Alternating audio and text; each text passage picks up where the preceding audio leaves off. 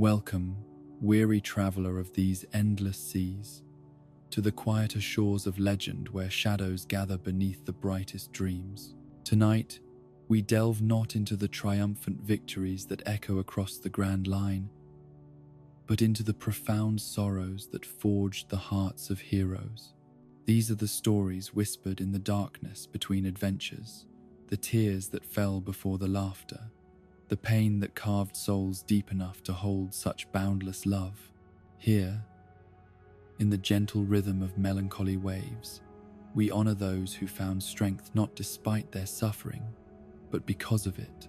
Let these tales of resilience carry you into peaceful slumber, knowing that even the deepest wounds can bloom into the most beautiful flowers. The tragedy of the Don Quixote family began not with malice or cruelty, but with the noblest of intentions, a father's dream that his children might know a better world than the one he had inherited. Don Quixote Homing possessed something that had become extinct among his fellow celestial dragons over the course of 8 centuries: a conscience. Where his peers saw inferiors to be dominated, he saw fellow human beings deserving of dignity. Where they found entertainment in suffering, he found only shame at the system that elevated him above others through accident of birth alone. The decision to renounce their status as world nobles and descend from the holy land of Mariahua was born from Homing's genuine belief that nobility should come from one's actions rather than one's bloodline. He looked upon his young sons, Doflamingo and Rocinante, and saw infinite potential for goodness if only they could be raised among ordinary people, learning ordinary values, discovering what it truly meant to earn respect rather than demand it through fear. His wife shared this vision, this hope that their family could break free from the cycle of inherited privilege that had poisoned their ancestors for generations beyond counting. But good intentions, however pure, cannot shield the innocent from the harsh realities of a world built upon systems of oppression and revenge.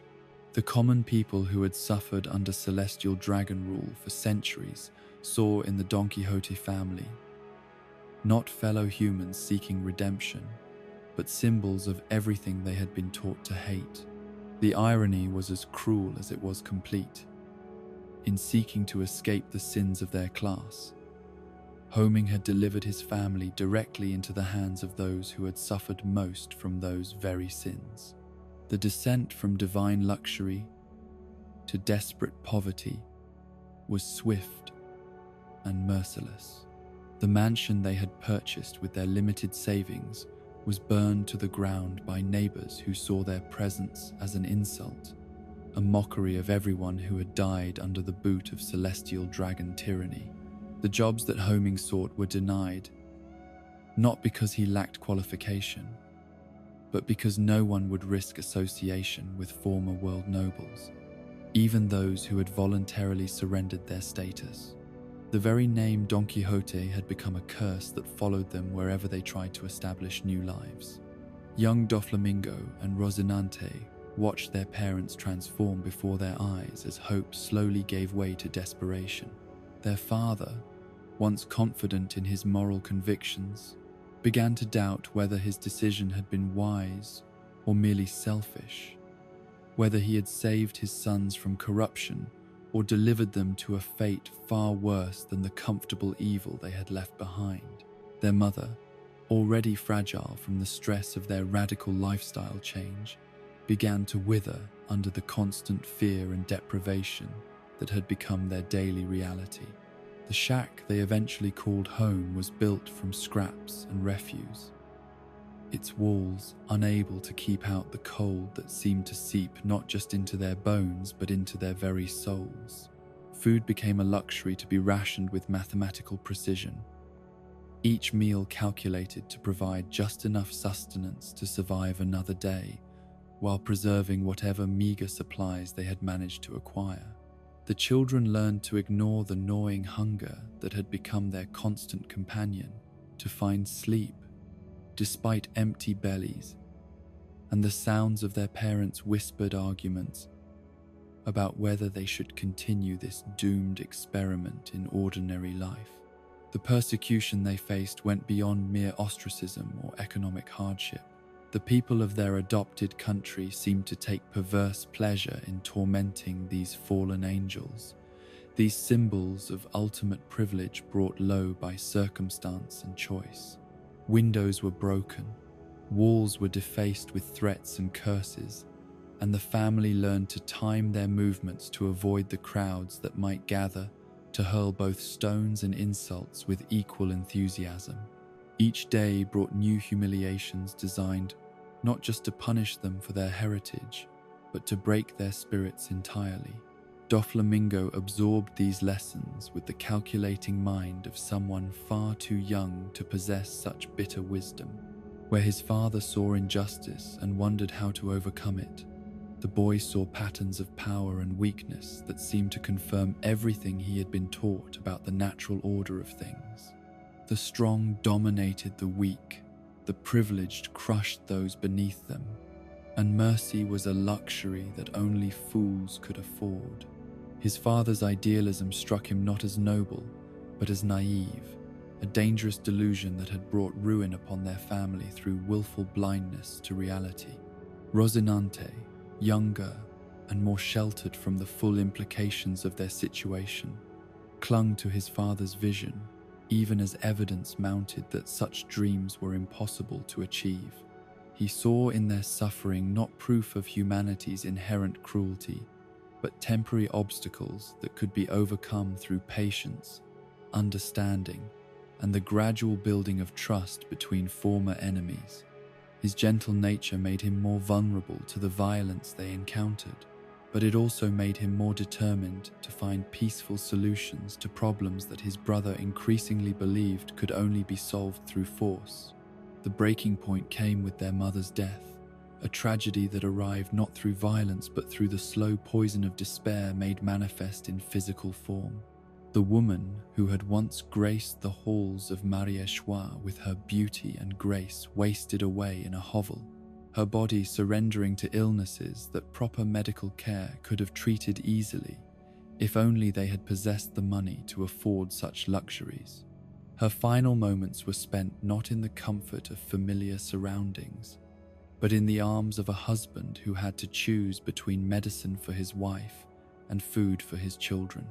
Doflamingo watched his mother die and saw in her passing the ultimate proof of his father's foolishness. Every principle Homing had espoused, every ideal he had tried to instill in his sons, had led directly to this moment of absolute loss. The mercy they had shown to others had not been returned.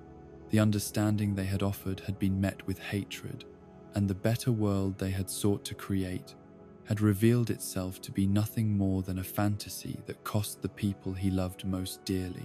The final act of their family tragedy played out with the terrible inevitability of a storm that had been building for years.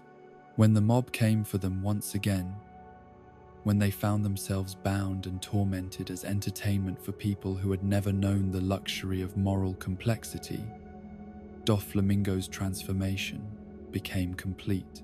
The gift of the pistol from Treble was not the cause of what followed, but merely the tool through which years of accumulated rage and disillusionment found their expression. The moment when Doflamingo turned the weapon on his father was the death of more than just one man. It was the murder of idealism itself, the final rejection of every value that had brought their family to ruin. In his father's eyes, he saw not anger or fear, but profound sadness, the recognition that his greatest failure had not been in failing to protect his family, but in failing to protect his son's capacity for good. Homing's last words were not pleas for his own life, but expressions of love for the boy whose soul he knew he was losing forever. Rocinante's horror at witnessing his brother's transformation was matched only by his desperate attempts to reach whatever goodness might still remain in Doflamingo's heart. But the older brother had already begun the psychological process of reshaping himself into something that could never again be vulnerable to the kind of pain their family had endured. Love was weakness, trust was foolishness, and the only safety lay in becoming powerful enough that no one would ever dare to harm those under your protection again. The rejection of Doflamingo's offering, when he returned to Mariajoie with their father's head, provided the final lesson in the education that had begun with their fall from grace. Even the most extreme demonstrations of loyalty meant nothing to those who possessed true power, because power recognized only strength as currency. The celestial dragons who had cast out his family would not welcome back someone who had proven himself capable of patricide, not out of moral revulsion, but out of practical concern that such violence might one day be turned against them. And so the two brothers found themselves truly alone in a world that had shown them nothing but cruelty, their paths already beginning to diverge toward destinies that would make them legends for entirely different reasons. Doflamingo would embrace the darkness he had discovered in his own heart, building an empire founded on the very principles that had destroyed his family, proving through brutal success that his father's ideals had indeed been nothing more than dangerous fantasies. Rocinante would cling to those same ideals with desperate intensity, finding in their preservation the only way to honor the memory of parents whose love had been real, even if their dreams had been impossible. The tragedy of the Don Quixote brothers was not simply that they had suffered, for suffering alone does not determine destiny. Their tragedy lay in how that suffering had been interpreted, how the lessons drawn from identical experiences had led them to become perfect opposites, one embracing the system that had destroyed his family, the other dedicating his life to protecting children from experiencing similar destruction. In the end, their story would become a meditation on the nature of trauma itself, the way that identical wounds can heal into entirely different kinds of scars depending on the choices made by those who bear them. The blood that flowed in their veins carried with it not just noble privilege but noble responsibility, a burden that proved too heavy for one brother to bear and too precious for the other to abandon.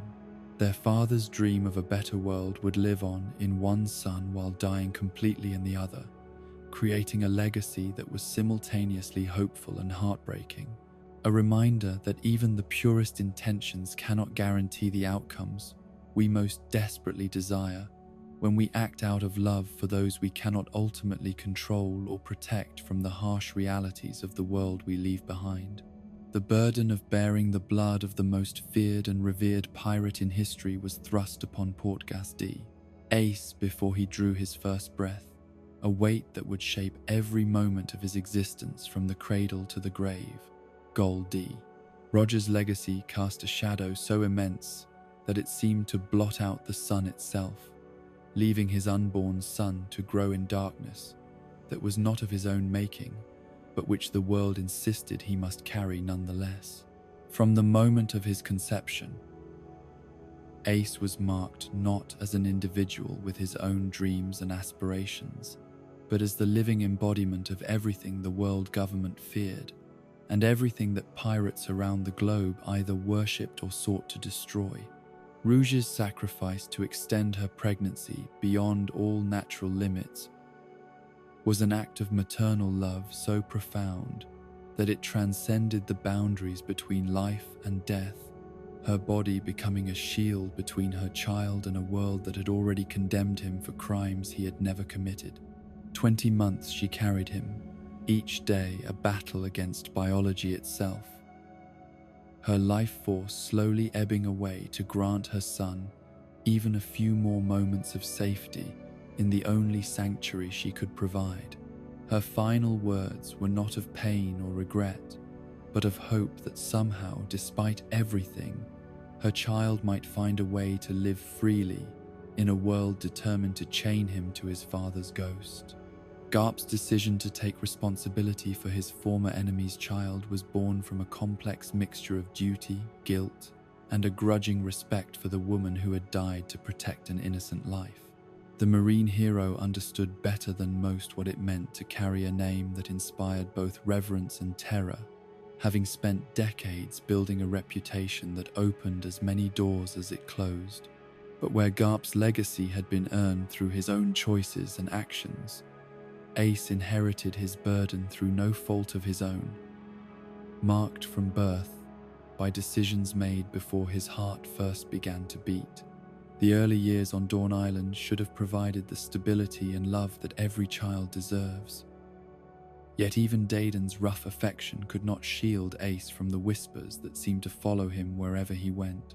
Villagers who had known him since infancy would fall silent when he passed, their conversations resuming only when they believed he was safely out of earshot.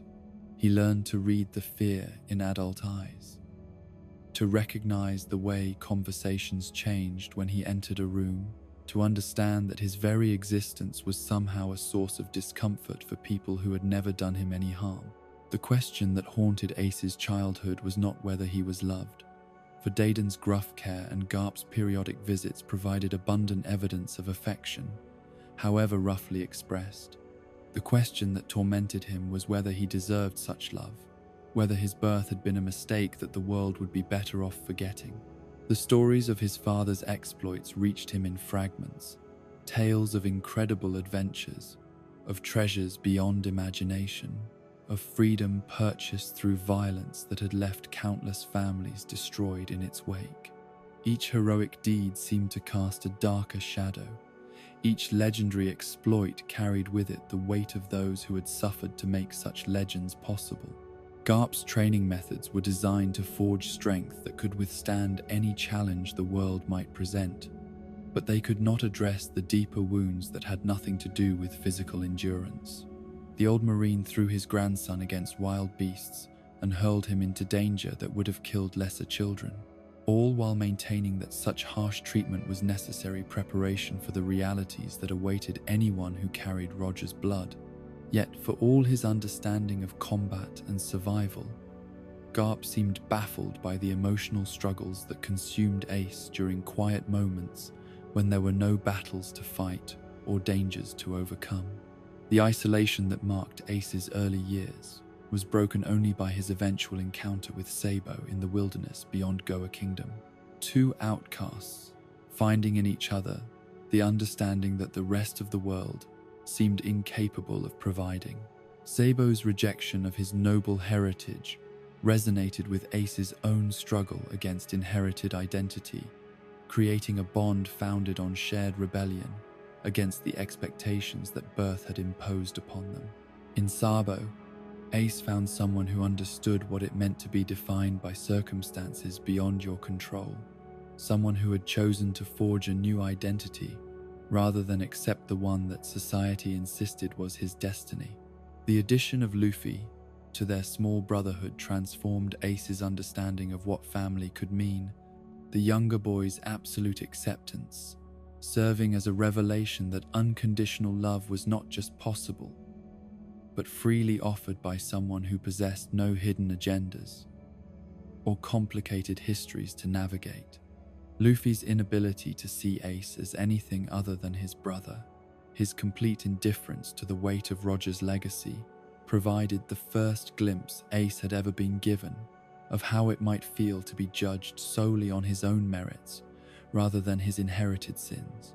The months they spent together in Grey Terminal were perhaps the happiest of Ace's childhood, a brief period when he could almost forget the burden he carried and simply enjoy the company of people who valued him for who he was rather than whose son he happened to be. Their adventures were small in scope, but infinite in significance. Each shared danger and triumph, building bonds that seemed strong enough to withstand whatever challenges the future might bring.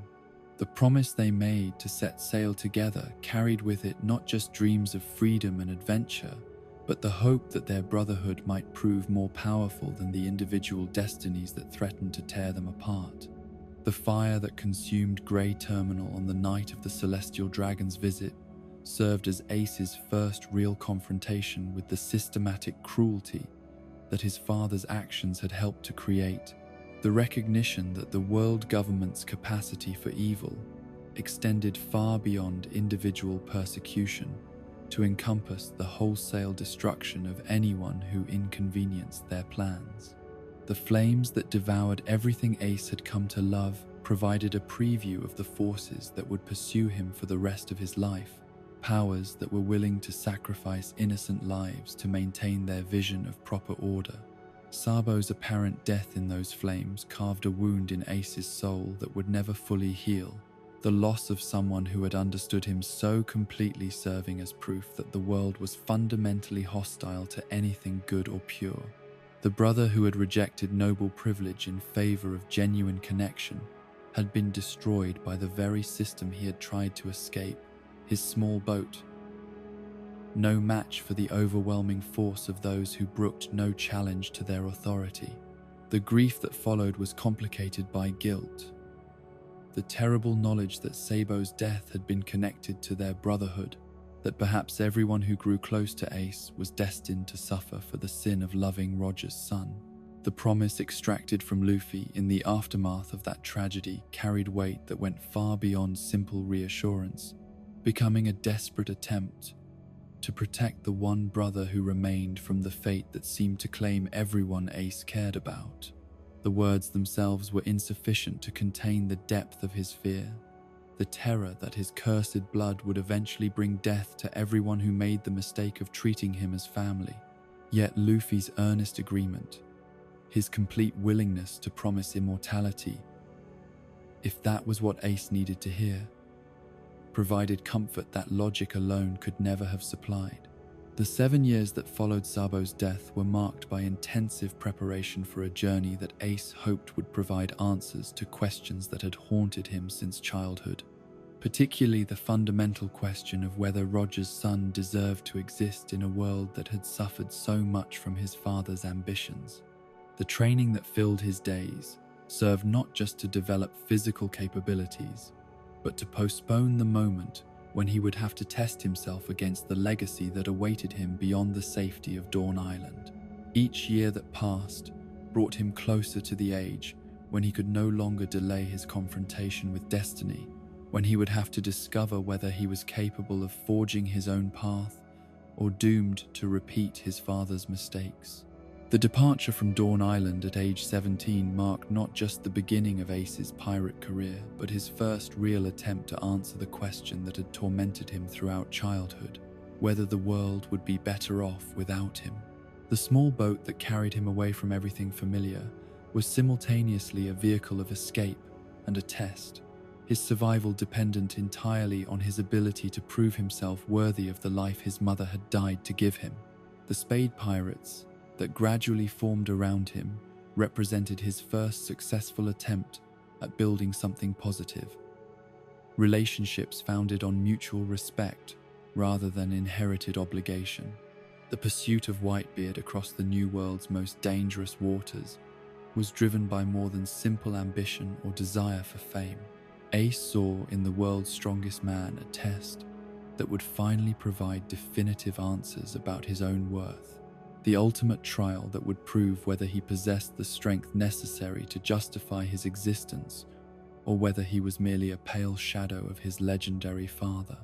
Each failed attempt to defeat the Emperor only strengthened his determination, the accumulated defeats serving not as discouragement but as motivation to push beyond his limits. The moment when Whitebeard invited Ace to join his crew rather than destroying him represented a transformation in his understanding of what power could mean, the discovery that strength could be used to protect and nurture rather than simply to dominate and destroy. The old pirate's willingness to claim him as a son provided something that Ace had never dared to hope for: acceptance based not on his bloodline but on his character. Love offered freely rather than grudgingly, a place in a family that chose him rather than one he had been born into. The years spent as Whitebeard's division commander were perhaps the closest Ace ever came to genuine happiness, surrounded by brothers who judged him solely on his actions and loyalty rather than the sins of his father. The old man's protection extended beyond mere physical safety to encompass emotional shelter, creating space where Ace could begin to believe that perhaps his birth had not been the mistake he had always assumed it must be. The tattoo that declared his allegiance to the Whitebeard pirates was more than mere decoration. It was a statement of identity, proof that he had finally found a place where Roger's son could become simply Ace.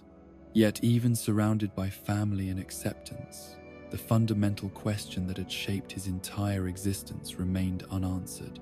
Whether his life held sufficient value to justify the pain his birth had caused, and the dangers his continued existence posed to everyone who cared about him. The answer would come only at Marineford. In the crucible of war, where 3 generations of Marines and pirates would clash over the fate of one young man who had never asked to carry the weight of history on his shoulders. The capture that led to his public execution was not the result of weakness or failure, but of the same protective instinct that had driven every major decision of his life. Blackbeard's betrayal struck at the heart of everything Whitebeard had taught him about family loyalty, the violation of bonds so sacred that they demanded response regardless of personal cost. The confrontation that followed was less about victory than about principle. Ace's refusal to allow insults to his adoptive father to pass unchallenged, demonstrating how completely he had internalized the old pirate's values. The war that erupted around his execution platform represented the culmination of every conflict that had defined his existence. Forces that had been building since his birth, finally colliding in a battle that would determine not just his fate, but the future balance of power in the world.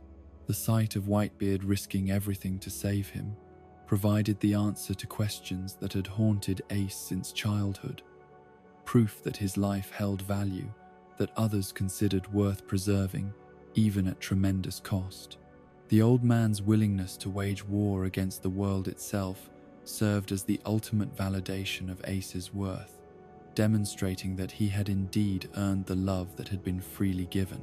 The moment when his handcuffs finally fell away should have marked the beginning of a new chapter, the start of a life where he could finally move beyond the shadow of his father's legacy.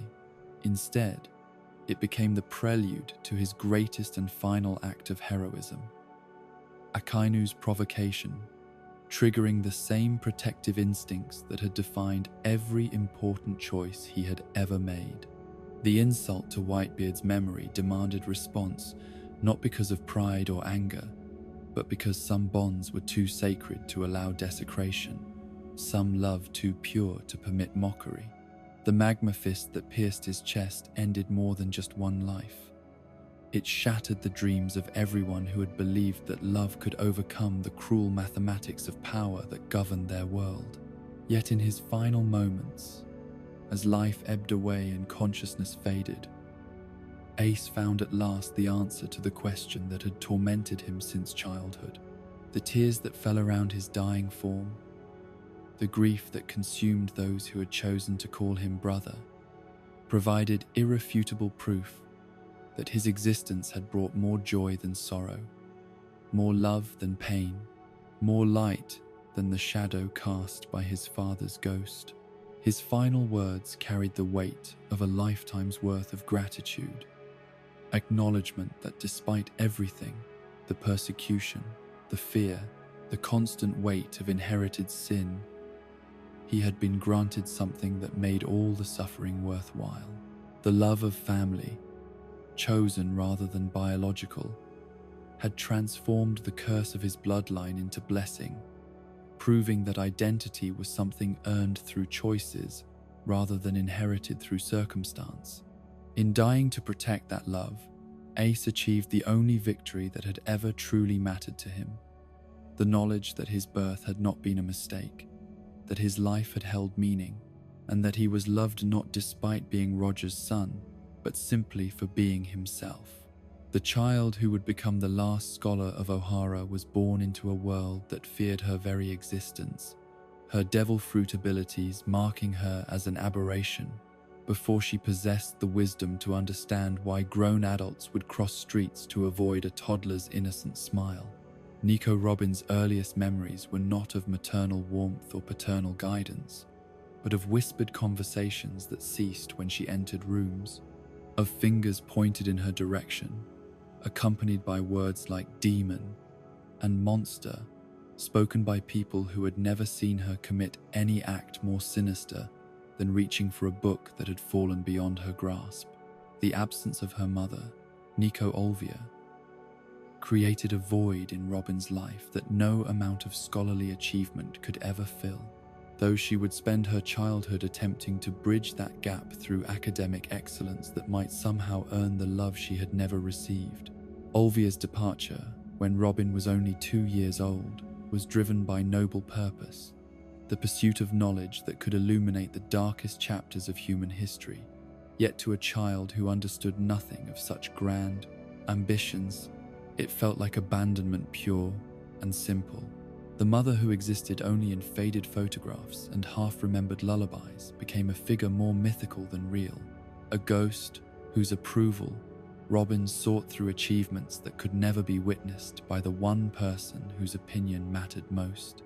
The care that fell to Olvia's brother and his wife was provided with grudging obligation rather than genuine affection, their home serving as shelter, but never sanctuary for a child whose mere presence seemed to complicate their lives in ways they had never anticipated. The woman who reluctantly fed and clothed her made no secret of her resentment, treating Robin's devil fruit abilities not as remarkable gifts, but as dangerous nuisances that attracted unwanted attention from neighbors who already viewed their household with suspicion. Each manifestation of her powers was met with harsh correction, as if the ability to sprout limbs from any surface was a character flaw that could be disciplined away through sufficient scolding. The isolation that defined Robin's early years drove her to seek solace in the vast halls of the Tree of Knowledge, where ancient tomes and scholarly discourse provided the intellectual stimulation that human companionship had failed to deliver. The librarians who tended to O'Hara's accumulated wisdom were the first adults to treat her supernatural abilities with curiosity rather than fear, recognizing in her devil fruit powers a tool that could aid in research rather than a curse that needed to be hidden from civilized society. Their acceptance was limited and academic rather than emotional, yet it represented the closest thing to belonging that Robin had ever experienced. Professor Clover emerged from this community of scholars as something approaching a father figure, his gentle guidance and obvious delight in her intellectual capabilities, providing glimpses of what parental pride might feel like for a child who had never known such unconditional approval. Under his tutelage, Robin's natural intelligence blossomed into genuine scholarly excellence. Her ability to read and comprehend texts that challenged adult researchers, marking her as a prodigy whose potential seemed limitless. The old professor's encouragement was perhaps the first positive reinforcement Robin had ever received, his belief in her abilities serving as foundation for the self-confidence she would need to survive the trials that lay ahead. The forbidden nature of their research into the Void Century added layers of danger and excitement to Robin's academic pursuits. The knowledge that their work was considered treasonous by the world government, lending weight to studies that might otherwise have seemed merely theoretical. The poneglyphs that held the keys to understanding the lost century of history became more than artifacts to young Robin. They were puzzles that challenged her growing linguistic abilities, while connecting her to mysteries that had captivated generations of scholars before her. Each symbol she deciphered, each fragment of meaning she extracted from the ancient stones, brought her closer to understanding not just history, but her own purpose in the larger narrative of human civilization. The arrival of Jaguar D. Saul on O'Hara's shores provided Robin with her first genuine friendship, the giant's kind heart and patient nature, offering emotional connections that had been absent from her scholarly relationships with the library's adult researchers. Saul's status as a Marine Vice Admiral created initial tension, yet his obvious care for her well-being transcended political allegiances. to create bonds based on mutual affection rather than shared academic interests. In the giant's presence, Robin could simply be a child rather than a prodigy, could laugh and play without concern for the intellectual standards that had defined her interactions with every other adult in her life. The games they shared on O'Hara's beaches became precious memories that would sustain Robin through decades of loneliness, proof that she was capable of inspiring genuine affection in someone who owed her nothing and gained nothing from their friendship beyond the simple pleasure of her company. Saul's laughter was perhaps the first sound of pure joy that Robin had ever heard directed toward her, his delight in her presence serving as evidence that she possessed value beyond her scholarly abilities. The giant's promise to protect her carried weight that extended beyond mere words, representing a commitment that would ultimately cost him everything. The return of Nico Olvia to O'Hara after years of absence should have marked a joyous reunion between mother and daughter, yet the circumstances of her arrival cast shadows that no amount of familial love could dispel. The marine ships that pursued her brought with them not just immediate danger, but the culmination of fears that had haunted O'Hara's scholars for generations. The knowledge that their research had finally attracted the world, government's attention in ways that could not be ignored or deflected through political maneuvering. Olvia's desperate flight across the oceans had been motivated by maternal instinct to warn her colleagues, yet it also served to confirm the authorities' suspicions about the illegal activities being conducted beneath the Tree of Knowledge. The revelation that the scholars of O'Hara had been systematically investigating the forbidden history of the Void Century transformed what might have been a simple raid into an existential threat to the world government's carefully constructed narrative about the past. The knowledge contained within the library represented more than academic curiosity. It was evidence that could undermine the legitimacy of the current world order, proof that the victors who had written official history had omitted crucial details about their rise to power. The decision to make an example of O'Hara's scholars was driven not by justice but by the recognition that some truths were too dangerous to be allowed to exist. Robin's first glimpse of her mother after years of separation came amid chaos and violence that made genuine reunion impossible, their relationship reduced to desperate moments stolen between explosions and the screams of dying scholars. Olvia's choice to prioritize the preservation of knowledge over personal safety reflected the values that had driven her away from Robin in the first place. Yet it also demonstrated the kind of principled courage that had shaped Robin's own character through their years apart. The brief time they shared before being separated again was filled with words that carried lifetimes of meaning compressed into minutes. Apologies and explanations that could never adequately address the complexity of their relationship, but which provided closure of sorts for wounds that had been festering since Robin's earliest memories. The systematic destruction of O'Hara's library was more than mere vandalism. It was the deliberate erasure of knowledge that had taken centuries to accumulate, the burning of irreplaceable texts that represented humanity's greatest intellectual achievements. Robin watched scholars who had devoted their lives to preserving wisdom sacrifice themselves to save whatever fragments they could from the flames, their commitment to future generations overriding their instincts for self-preservation. The sight of Professor Clover falling with a book clutched against his chest served as Robin's first lesson in the true cost of pursuing forbidden knowledge, the price that scholars paid when their research threatened those in power.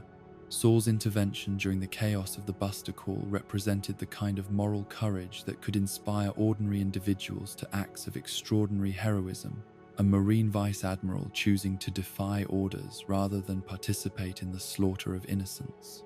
His decision to protect Robin came at tremendous personal cost, the violation of military discipline marking him as a traitor who would face the same fate as those he sought to save. The gentle giant's willingness to sacrifice his career, his reputation, and ultimately his life for the sake of one small girl demonstrated the power of individual conscience to overcome institutional pressure, even when such resistance seemed futile. The battle between Saul and his former colleague Aokiji played out with the terrible inevitability of Greek tragedy. Two friends forced by circumstance to become enemies, despite their obvious affection for each other.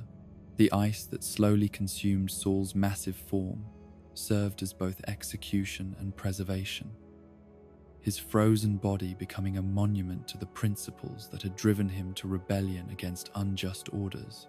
His final words to Robin, urging her to find companions who would accept and protect her, carried prophetic weight that would guide her choices for decades to come, a dying giant's wisdom becoming the foundation for whatever hope her future might contain. Aokiji's decision to allow Robin's escape was perhaps the most crucial moment in her entire life, a Marine Admiral's mercy creating the possibility that some fragment of Ohara's knowledge might survive the government's attempt at complete annihilation. His ice-made raft carried more than just one small girl to safety. It transported the last living link to 800 years of forbidden history, the sole survivor who possessed both the ability to read poneglyphs and the motivation to preserve the truth that others had died to protect. The Admiral's choice to spare her life was driven by recognition that some crimes were too great for even military discipline to justify, that the destruction of an entire civilization in service of political convenience crossed lines that no honorable person could accept. The 20 years that followed Robin's escape from Ohara were marked by constant flight from authorities who viewed her existence as an ongoing threat to global stability, her knowledge of the ancient language making her simultaneously invaluable and incredibly dangerous to anyone who sought to control or destroy her.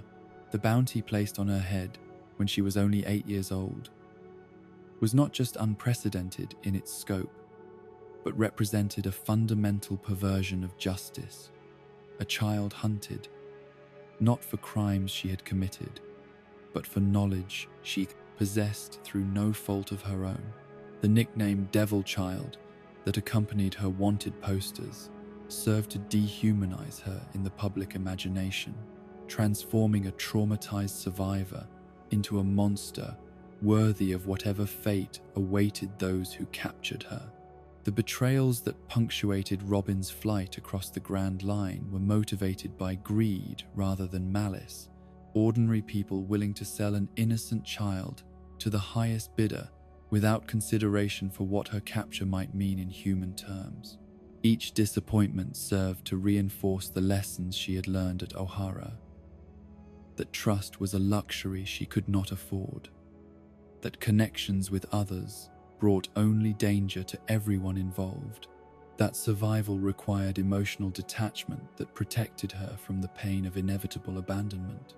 The organizations that offered her temporary shelter did so not out of compassion, but because her abilities could advance their own agendas, making her feel more like a tool than a person in almost every relationship she formed.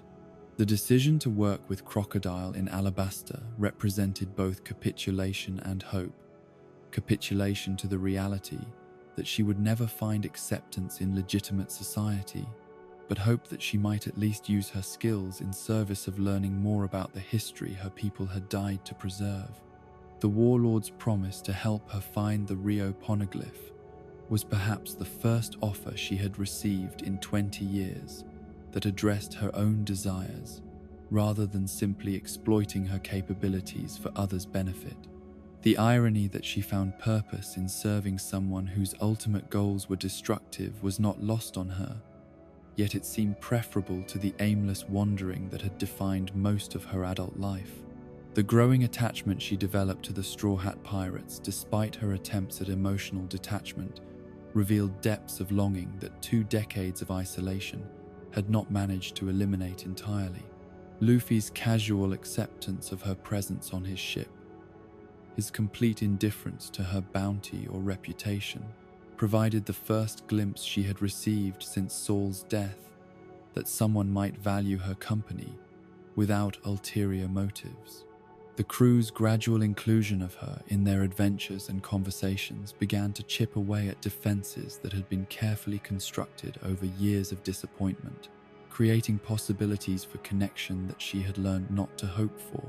The revelation of her past at Enies Lobby marked the first time in 20 years that Robin had allowed others to understand the full scope of her suffering.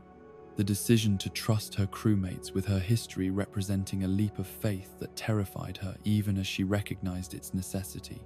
The CP9 agents who had infiltrated Water 7 to capture her represented everything she had learned to fear about the world government's reach and ruthlessness. Their willingness to destroy an entire city to achieve their objectives serving as reminder that her presence endangered everyone around her. The choice between her own freedom and her friend's safety seemed to offer no acceptable alternatives, forcing her to confront the fundamental question of whether her life held sufficient value to justify the risks her existence posed to others.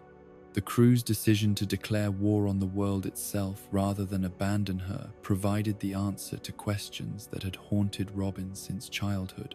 Proof that she had finally found people who considered her irreplaceable rather than merely useful. Their willingness to storm the government's most secure fortress, to challenge forces that had seemed invincible, to risk everything for the sake of one person who had never asked for such sacrifice, demonstrated the kind of loyalty that she had dreamed of but never dared to expect. The moment when her handcuffs fell away was simultaneously liberation from physical bondage and emotional prison, the first step toward believing that she might deserve the love that was being offered so freely. The declaration that she wanted to live echoed across Enies Lobby, with the force of 20 years' worth of suppressed hope finally given voice. The admission that despite everything she had endured, the desire for happiness and connection had never been entirely extinguished. The tears that followed were not just relief at being rescued, but recognition that the scholars of O'Hara had not died in vain, that their commitment to preserving knowledge would continue through the last survivor, who finally had companions worthy of the trust that had been so often betrayed.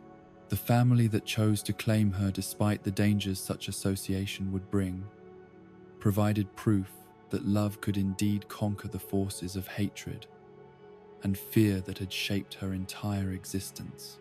The woman who had spent her childhood seeking her mother's approval and her adulthood fleeing from the consequences of her birth had finally discovered that home was not a place, but a collection of people willing to fight for each other regardless of the odds they faced. The knowledge she carried would no longer be a burden to bear in isolation, but a gift to be shared with those who understood its true value. The wisdom of the past, serving to guide their journey toward a future where such tragedies need never be repeated again. The transformation that would forever alter Tony Chopper's existence began with a single moment of innocent curiosity, a young reindeer's investigation of an oddly shaped fruit that seemed to pulse with mysterious energy in the snowy wilderness of Drum Island. The Hito no Mi that he consumed in a moment of hunger changed more than just his physical form. It awakened within him a consciousness that bridged two worlds while belonging fully to neither, creating an existence marked by profound loneliness that would define his early years with heartbreaking clarity. The rejection by his own herd came not from malice, but from the primitive fear that all animals feel when confronted with something that defies the natural order of their world. Chopper's transformation into a creature that walked upright, that possessed intelligence beyond their understanding, that could speak in ways they had never heard from one of their own kind, triggered every instinct that had helped their species survive in the harsh mountain environment. The blue nose that had always marked him as different became secondary to changes so fundamental that his own mother could no longer recognize him as her child. The ostracism that followed was total and merciless, centuries of evolution having programmed his former family to fear anything that might represent a threat to their survival. Chopper's attempts to communicate with them, to explain that he was still the same reindeer they had known, despite his altered appearance, were met with panic and violence that drove him away from the only home he had ever known. The mountains that had once provided shelter and companionship became a hostile wilderness, where every familiar scent carried the memory of belonging that had been stripped away through no fault of his own. The humans who inhabited Drum Island's scattered settlements proved no more accepting than the reindeer who had rejected him. Their terror at encountering a creature that seemed to embody their worst nightmares about the supernatural, driving them to violence that was both immediate and unforgiving.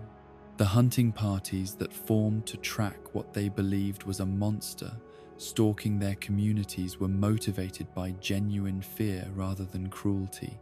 Yet the distinction meant nothing to Chopper, as bullets whined past his head and traps were set along paths he had thought were safe.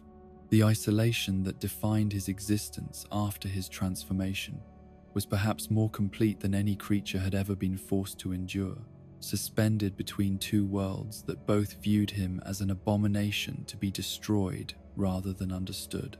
The loneliness was so profound that he began to question whether his survival was worth the suffering it required, whether the gift of consciousness his devil fruit had provided was actually a curse that had condemned him to an existence of perpetual solitude. The contemplation of ending his own misery became a constant companion during the darkest nights, when even the mountain winds seemed to whisper of his unworthiness to continue living. Dr. Hiriluk's first encounter with this strange creature, who was neither fully animal nor human, was marked not by fear but by wonder, the eccentric doctor's curiosity, overriding whatever instincts might have counseled caution when faced with something that defied medical explanation. The old man's willingness to approach Chopper, despite his fearsome appearance, to offer food and shelter without demanding explanations or guarantees of safety, represented the first act of pure kindness that the transformed reindeer had experienced since his devil fruit abilities had manifested.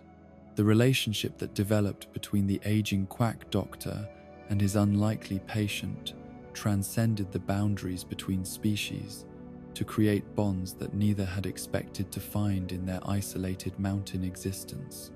Hiriluk's enthusiasm for his questionable medical theories was matched only by his genuine affection for the creature who had wandered into his life like an answer to prayers he had never thought to voice. For Chopper, the experience of being welcomed rather than feared, of having his presence celebrated rather than merely tolerated, provided his first glimpse of what acceptance might feel like when offered without conditions or reservations.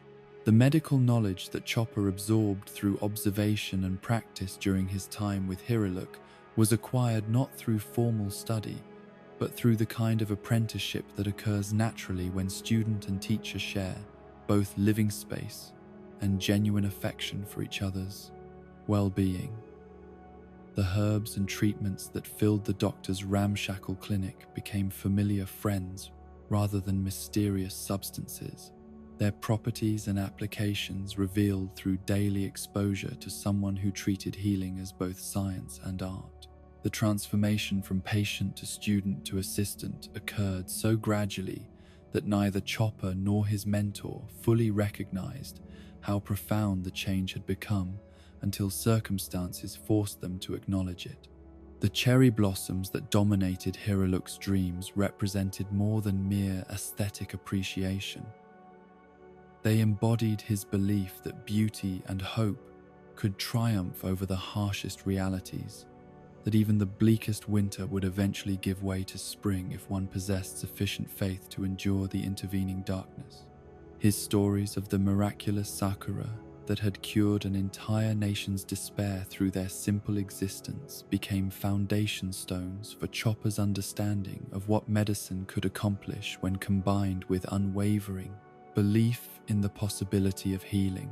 The vision of pink petals transforming Drum Island's perpetual winter into something beautiful became their shared dream, a goal that seemed impossible yet somehow achievable through combined effort and dedication.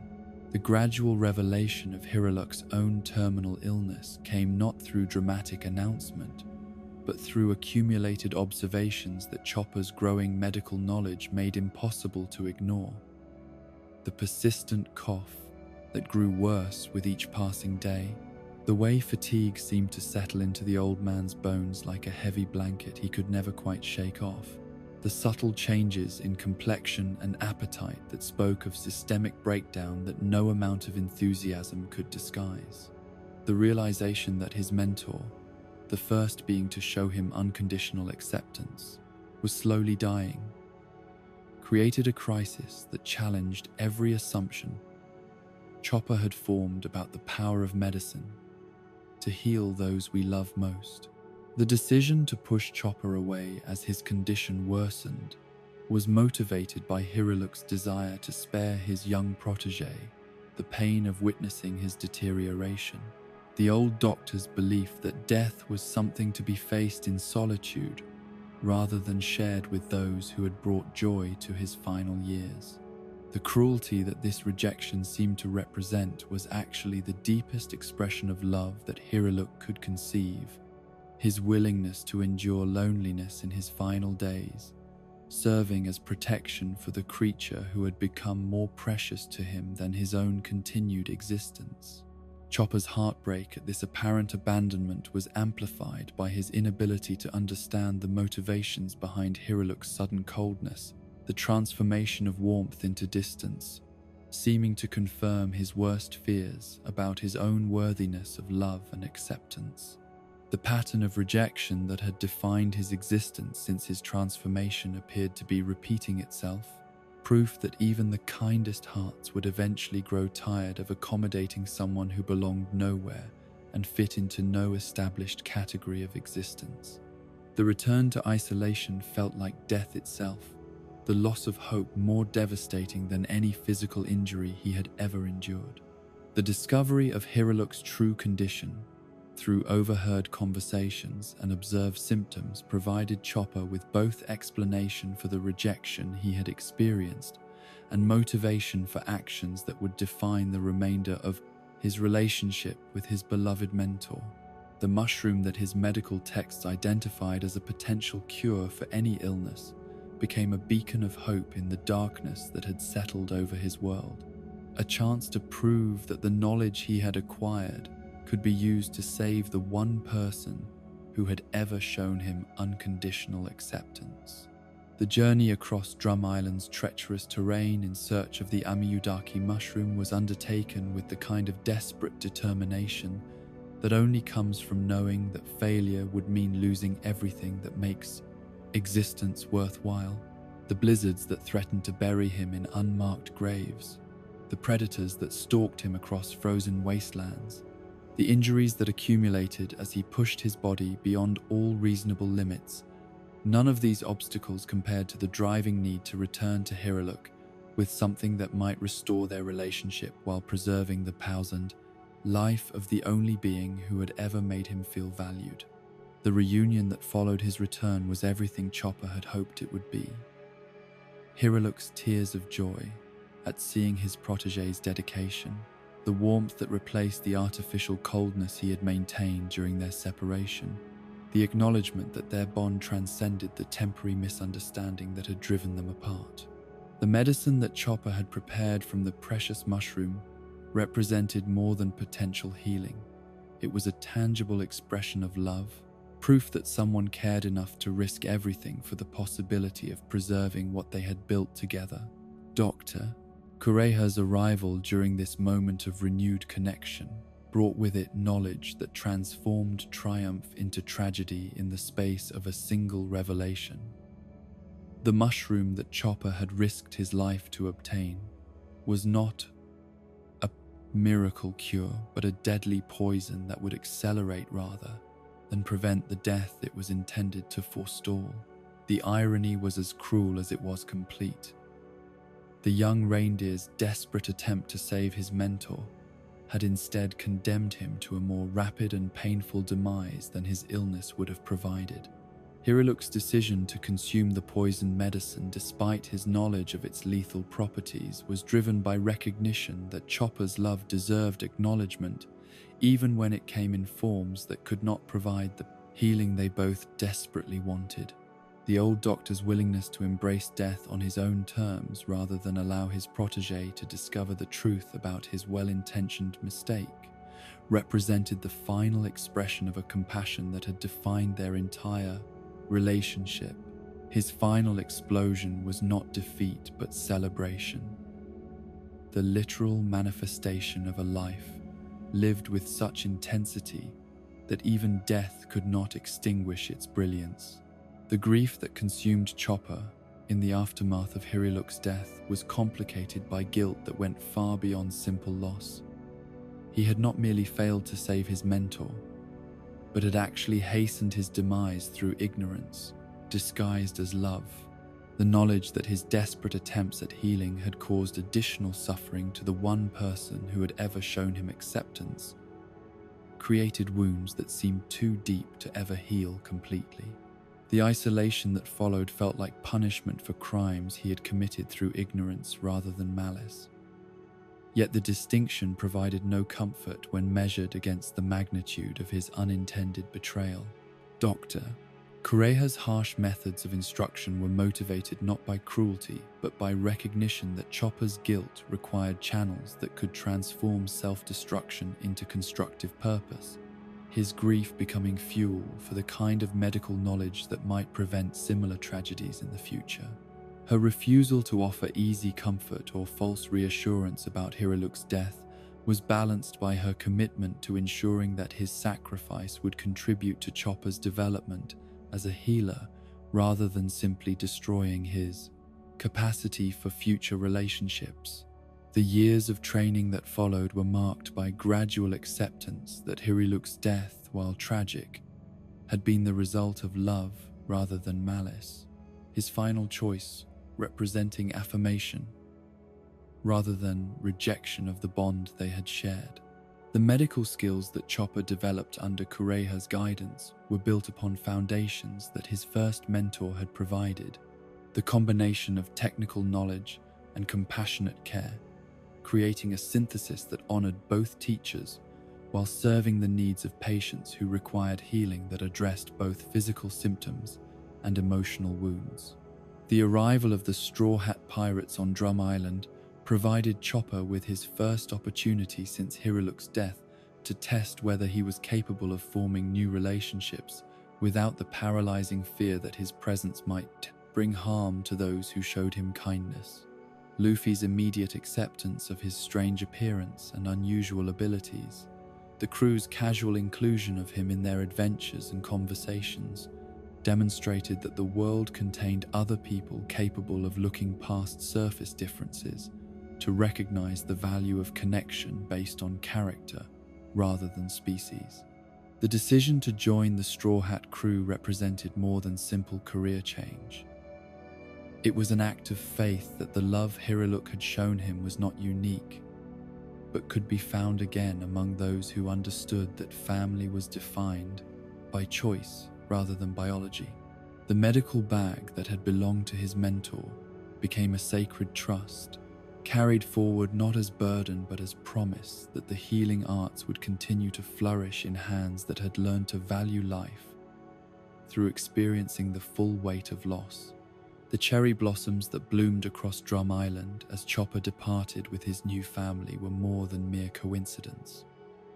They were Hiriluk's dream made manifest, proof that even the most impossible visions could become reality when tended by those who refused to abandon hope despite overwhelming evidence that such faith might be misplaced. The pink petals that danced on mountain winds carried with them the promise that love, once given freely, creates legacies that transcend the boundaries between life and death, between teacher and student, between the healing that medicine provides and the healing that comes from finally finding where you belong. The tragedy that would define Nami's understanding of love and sacrifice began in the ashes of war. where two small girls clung to each other amid the rubble of a civilization that had been reduced to smoking ruins by forces beyond their comprehension or control. The conflict that had claimed their parents and destroyed their homeland was one of countless battles that raged across the world as nations pursued their ambitions through violence that consumed the innocent along with the guilty, leaving behind only devastation and orphans who would carry the scars of loss for the rest of their lives. Belamir's discovery of these two children represented a moment of profound choice for a Marine soldier who had witnessed enough suffering to understand that individual actions, however small, could serve as acts of defiance against a world that seemed determined to crush everything beautiful beneath the machinery of war. The decision to take Nami and Nojiko from the battlefield was motivated not by duty or orders, but by the recognition that she possessed the power to transform tragedy into opportunity, to give meaning to senseless destruction by preserving the lives that it had sought to claim. The journey back to Kokoyashi village marked the beginning of Belamir's transformation from warrior to mother, her understanding of what it meant to fight for something shifting from abstract concepts like justice and duty to the immediate and tangible needs of two small girls who depended entirely upon her protection. The transition was neither smooth nor natural. Military training provided little preparation for the complexities of child rearing, and the disciplined efficiency that served her well in combat proved inadequate when faced with the emotional needs of children who had witnessed horrors no young mind should ever have to process. The tangerine grove that became their source of livelihood represented more than mere agricultural enterprise. It was Belamir's attempt to create something beautiful and productive from soil that had been nourished by too much blood, her belief that life could flourish, even in places where death had once held dominion. The careful tending of each tree, the patient cultivation of fruit that would feed not just her family but the entire village, became a form of meditation that helped heal wounds that went far deeper than any physical injury she had sustained during her military service. The poverty that defined their daily existence was worn as a badge of honor rather than shame. Belamir's pride in their simple lifestyle, serving as testament to values that could not be measured in monetary terms. The clothes that were mended rather than replaced, the meals that stretched ingredients far beyond their normal limits, the small luxuries that were saved for special occasions. All of these spoke to a philosophy that found richness in relationships rather than possessions, abundance in love rather than material wealth.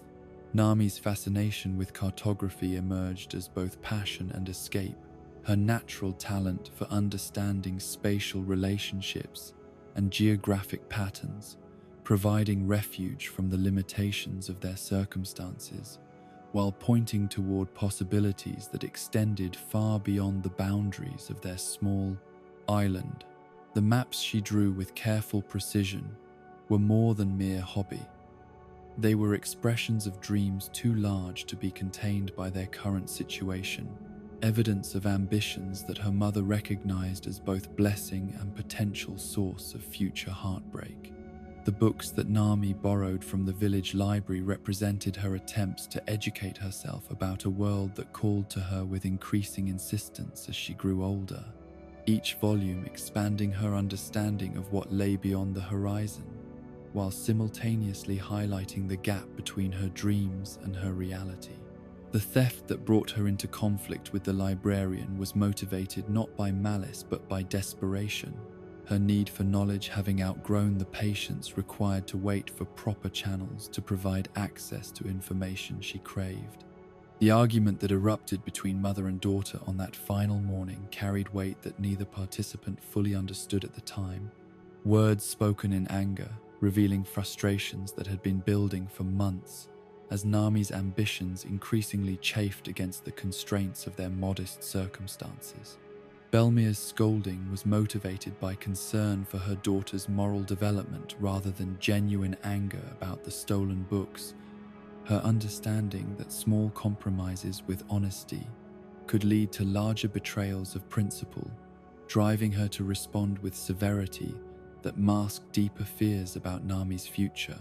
The harsh words that Nami hurled in response, declarations that she was not truly Belamir's daughter, that their relationship was based on obligation rather than choice, that she would be better off without the restrictions that poverty imposed upon her dreams, were the desperate protests of an adolescent who had not yet learned that love could express itself through limitation as well as indulgence.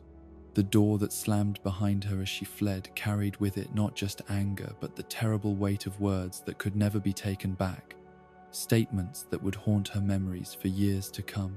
The morning sun that should have brought opportunity for reconciliation instead illuminated the approach of ships that would transform their peaceful village into a battlefield where the strong preyed upon the weak with systematic brutality that reduced human beings to economic calculations. Arlong's arrival with his fishman crew represented the collision of Nami's small world with forces that operated according to principles she had never imagined could exist. The casual assumption that might made right, that suffering was acceptable if it served the purposes of those with power to inflict it.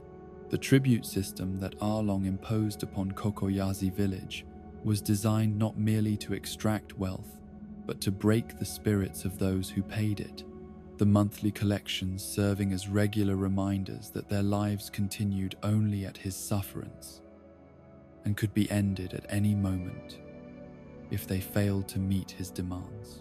The amounts required were calculated with cruel precision, high enough to cause genuine hardship, low enough to remain technically achievable, creating a situation where hope and despair existed in constant tension that prevented either submission or rebellion.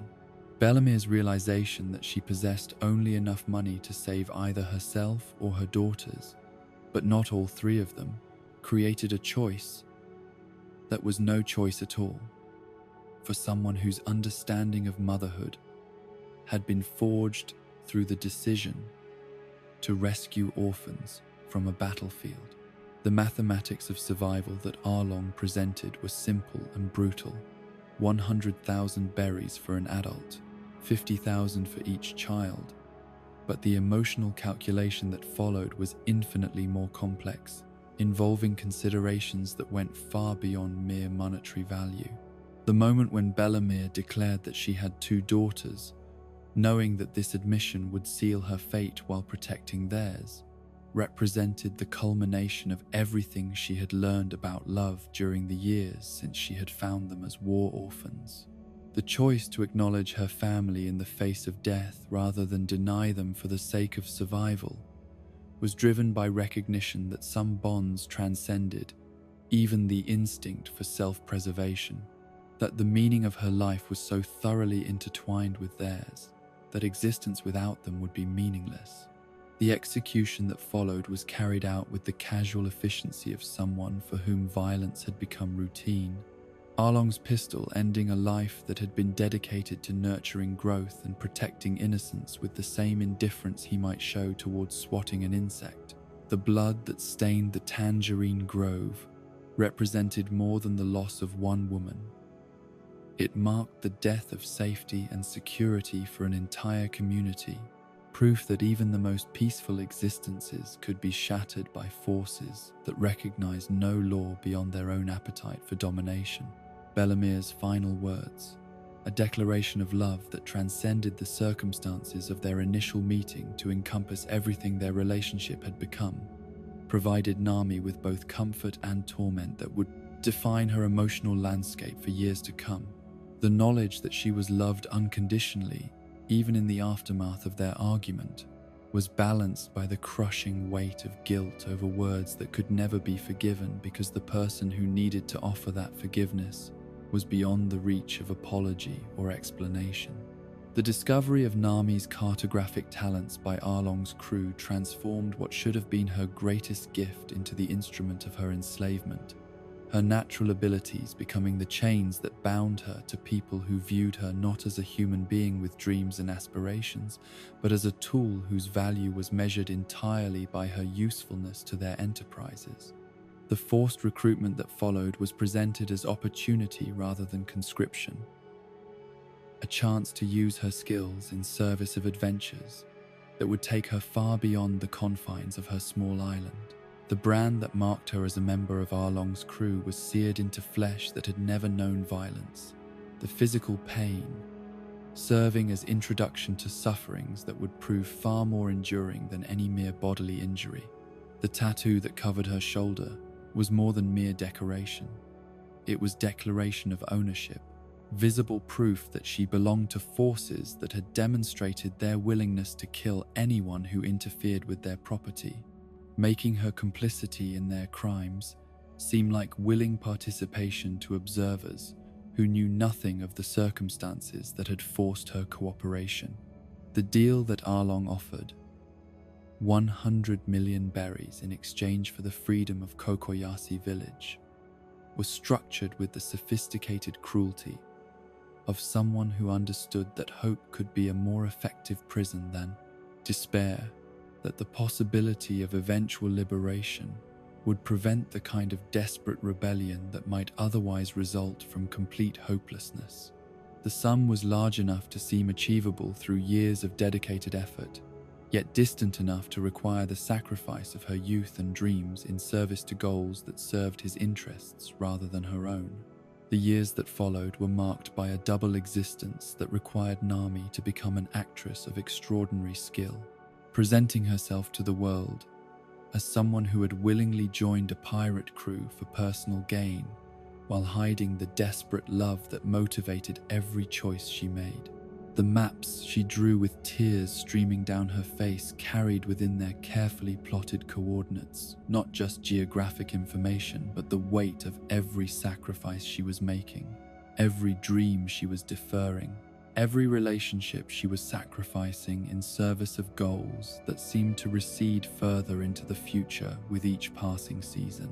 The money she accumulated through theft and navigation services was gathered not with joy, but with the grim determination of someone building a ransom payment one coin at a time, each berry representing another step toward the freedom of people who had come to see her as a traitor rather than a savior. The irony was as bitter as it was complete. The very people she was working to protect viewed her efforts as evidence of her corruption, their hatred serving as additional punishment for crimes she had committed only to spare them from far worse fates. The villagers of Kokoyasi, who once knew her as Bellemere's daughter, gradually came to see her as something far more sinister, a collaborator who had chosen wealth over loyalty, power over principle, personal advancement over community solidarity. Their disappointment was perhaps more painful than any physical torture Arlong might have devised. The knowledge that she was failing in the eyes of people whose good opinion had once mattered more to her than life itself, adding emotional agony to the practical difficulties of her impossible task. The isolation that defined her existence during these years went beyond mere physical separation to encompass the complete absence of anyone who understood the true nature of her sacrifice, the weight of secrets that grew heavier with each passing day as she maintained facades that protected others while destroying her own capacity for genuine human connection. The smile she wore during her criminal activities was perhaps the cruelest joke of all, a mask that convinced observers of her happiness while concealing depths of misery that threatened to consume her entirely. The moments when her resolve wavered, when the accumulated stress of years spent serving people who had murdered her mother threatened to break her spirit entirely, were overcome not through strength but through memory. Images of Bellemere's love, recollections of the village she was working to save, visions of a future where children could grow up without fear of the kinds of violence that had defined her own adolescence. The photographs she carried of happier times served as talismans against despair, proof that love had once existed and might exist again if she could somehow find the courage to continue her seemingly impossible quest. The betrayal that came when Arlong revealed the true nature of their agreement, that he had never intended to honor his promise, that the money she had spent years accumulating could be confiscated at will, that her sacrifice had been meaningless from the very beginning, served as the final confirmation of lessons she had been learning since her mother's death about the nature of power and its relationship to mercy. The corruption of marine officials who participated in his schemes demonstrated that evil was not confined to pirates, but could infect any institution where individuals placed personal gain ahead of their duty to protect the innocent. The moment when she finally found the courage to ask for help, when desperation overcame pride and loneliness, conquered the fear of being disappointed once again, marked the beginning of her transformation from victim to survivor, from someone who endured suffering in isolation to someone who could trust others to share the burden of fighting against injustice. The Straw Hat Crew's immediate commitment to her cause, their willingness to risk everything for the sake of someone they barely knew, provided proof that the world contained people whose moral clarity had not been corrupted by exposure to its worst aspects. The liberation of Kokoyashi village that followed was more than mere military victory. It was vindication of every choice she had made, every sacrifice she had endured, every dream she had deferred in service of love that had sustained her through the darkest years of her life. The recognition in her neighbors' eyes when they finally understood the truth about her actions, their tears of gratitude and shame as they realized how completely they had misjudged her motivations, provided the emotional healing that no amount of physical safety could have accomplished alone.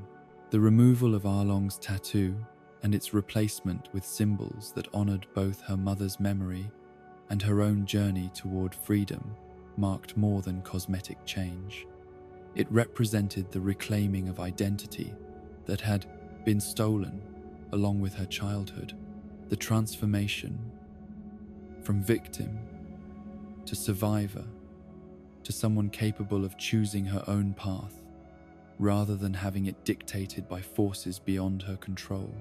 The tangerine trees that would continue to grow in Bellemere's garden served as living monuments to love that transcended death, proof that some gifts, once given freely, create legacies that endure long after their givers have passed beyond the reach of gratitude or recognition. The story of Kairos began not with noble birth or heroic destiny, but in the squalid alleyways of Dressrosa's Undercity, where a 15-year-old boy's rage at the injustices of poverty and abandonment crystallized into violence that would claim 2 lives and forever alter the trajectory of his existence. The slums that had raised him were breeding grounds for desperation, places where survival often demanded the abandonment of moral principles that might have guided those fortunate enough to grow up with full bellies and secure shelter. The murders he committed were acts of revenge rather than random violence, his victims having wronged him in ways that his adolescent mind could not forgive or his broken heart could not forget. King Riku's decision to offer redemption rather than execution to this young killer was motivated by wisdom that went beyond conventional justice. His recognition that circumstances could transform good people into criminals, while proper guidance might yet salvage souls that seemed irredeemably lost. The proposal was simple yet profound in its implications. 100 victories in the Colosseum would earn freedom not just from legal consequences, but from the cycle of violence that had defined Kiros's early life. The arena that served as his prison would become the forge where his character was reshaped through trials that tested not just physical strength but moral fortitude. The battles that followed were more than mere entertainment for crowds seeking distraction from their own mundane concerns. They were acts of penance performed before witnesses whose judgment carried weight that extended far beyond simple approval or disapproval of his fighting. Technique. Each victory was earned through suffering that served as payment for sins that could never be fully erased, but might eventually be balanced by demonstrations of courage and honor that proved his capacity for growth beyond the limitations of his criminal past. The progression from reluctant gladiator to willing participant was gradual and complex, Kairos's understanding of what the arena represented evolving as he came to appreciate the opportunity for redemption that King Riku had provided. The crowd's initial hatred gradually transformed into something approaching respect as they witnessed his dedication to fair combat, his refusal to employ dirty tactics, even when facing opponents who showed no such restraint, his growing reputation for protecting weaker fighters from bullies who sought easy victories over those less capable of defending themselves. The milestone of 1,000 victories should have marked his liberation from the Colosseum and his obligations to the crown, yet Kairos found himself reluctant to leave the only place where his identity had been forged through honorable struggle rather than desperate crime. The arena had become more than prison or workplace.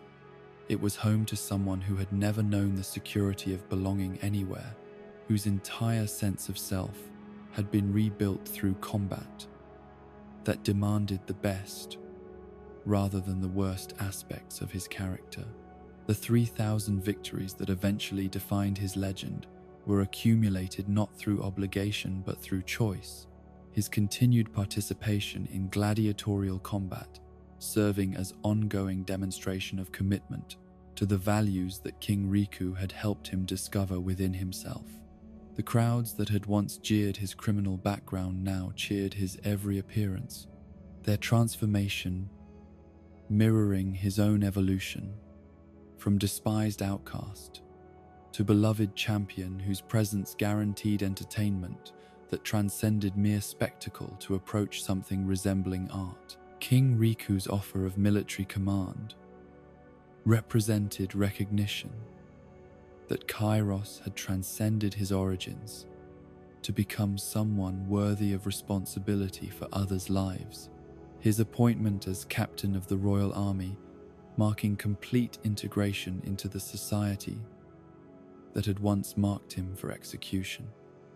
The transition from gladiator to soldier was less dramatic than might have been expected. Combat skills translating readily from arena to battlefield, while leadership abilities that had been honed through protecting weaker fighters proved equally valuable when applied to military strategy and troop morale. The rescue of Princess Scarlet from pirates who had dared to threaten Dressrosa's royal family provided Kairos with his first opportunity to demonstrate that his loyalty to the crown was motivated by genuine affection rather than mere gratitude for past clemency. The battle that ensued was fought not for glory or recognition, but from protective instincts that had been refined through years of defending those who could not defend themselves, his skills deployed in service of ideals that had become more important to him than his own continued existence. The attraction that developed between the princess and her rescuer transcended the boundaries of class and social expectation to create bonds that neither had anticipated or sought, but which proved too powerful to be denied or dismissed as temporary infatuation. Scarlet's appreciation for Kairos's genuine character, his complete lack of interest in her status or wealth, provided her with emotional connections she had never found among suitors whose motivations were transparently political or economic. His wonder at being loved by someone so far above his social station was matched by gratitude that such love was offered freely, rather than as reward for services rendered or conquests achieved. The impossibility of their relationship in conventional terms led to King Riku's compassionate conspiracy to fake his daughter's death, allowing two people who had found happiness together to pursue that joy without subjecting the kingdom to political complications that their union might create. The staged funeral that marked Scarlet's official demise was attended by genuine mourners who had no knowledge of the deception their grief serving as cover for a plan that prioritized personal happiness over public expectation. The cottage at the edge of Dressrosa's inhabited areas became sanctuary for love that dared not speak its name in public, a place where a former gladiator and a supposed corpse could build life together based on mutual affection rather than social convenience. The simplicity of their existence provided richness that neither had found in their previous lives. Kairos discovering domestic peace he had never imagined possible, while Scarlett experienced freedom from royal obligations that had constrained her since childhood. Rebecca's birth transformed their hidden paradise into something even more precious and precarious. The addition of new life, creating responsibilities that extended far beyond their own happiness, to encompass a child who would need protection from forces that might seek to exploit her dual heritage. The princess who existed only in secret records, and the gladiator who had earned respectability through bloodshed, became parents whose love for their daughter exceeded even their affection for each other. The years that followed were marked by careful balance between public duty and private joy, Kairos maintaining his military responsibilities while treasuring every moment spent in the cottage where he could simply be husband and father, rather than symbol of redemption or instrument of royal policy. The duplicity required was wearing but worthwhile, each deception serving to preserve relationships that had become more important to him than his own life or reputation.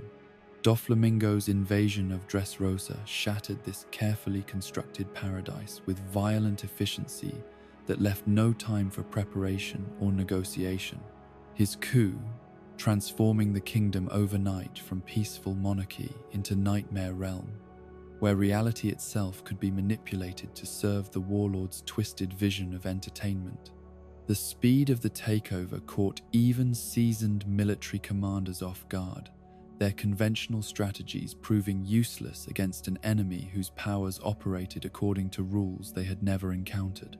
Kairos's desperate rush to defend his king and kingdom was motivated by loyalty that transcended mere professional obligation to encompass genuine affection for the man who had saved his soul through offering chances at redemption that few would have extended to a confessed murderer.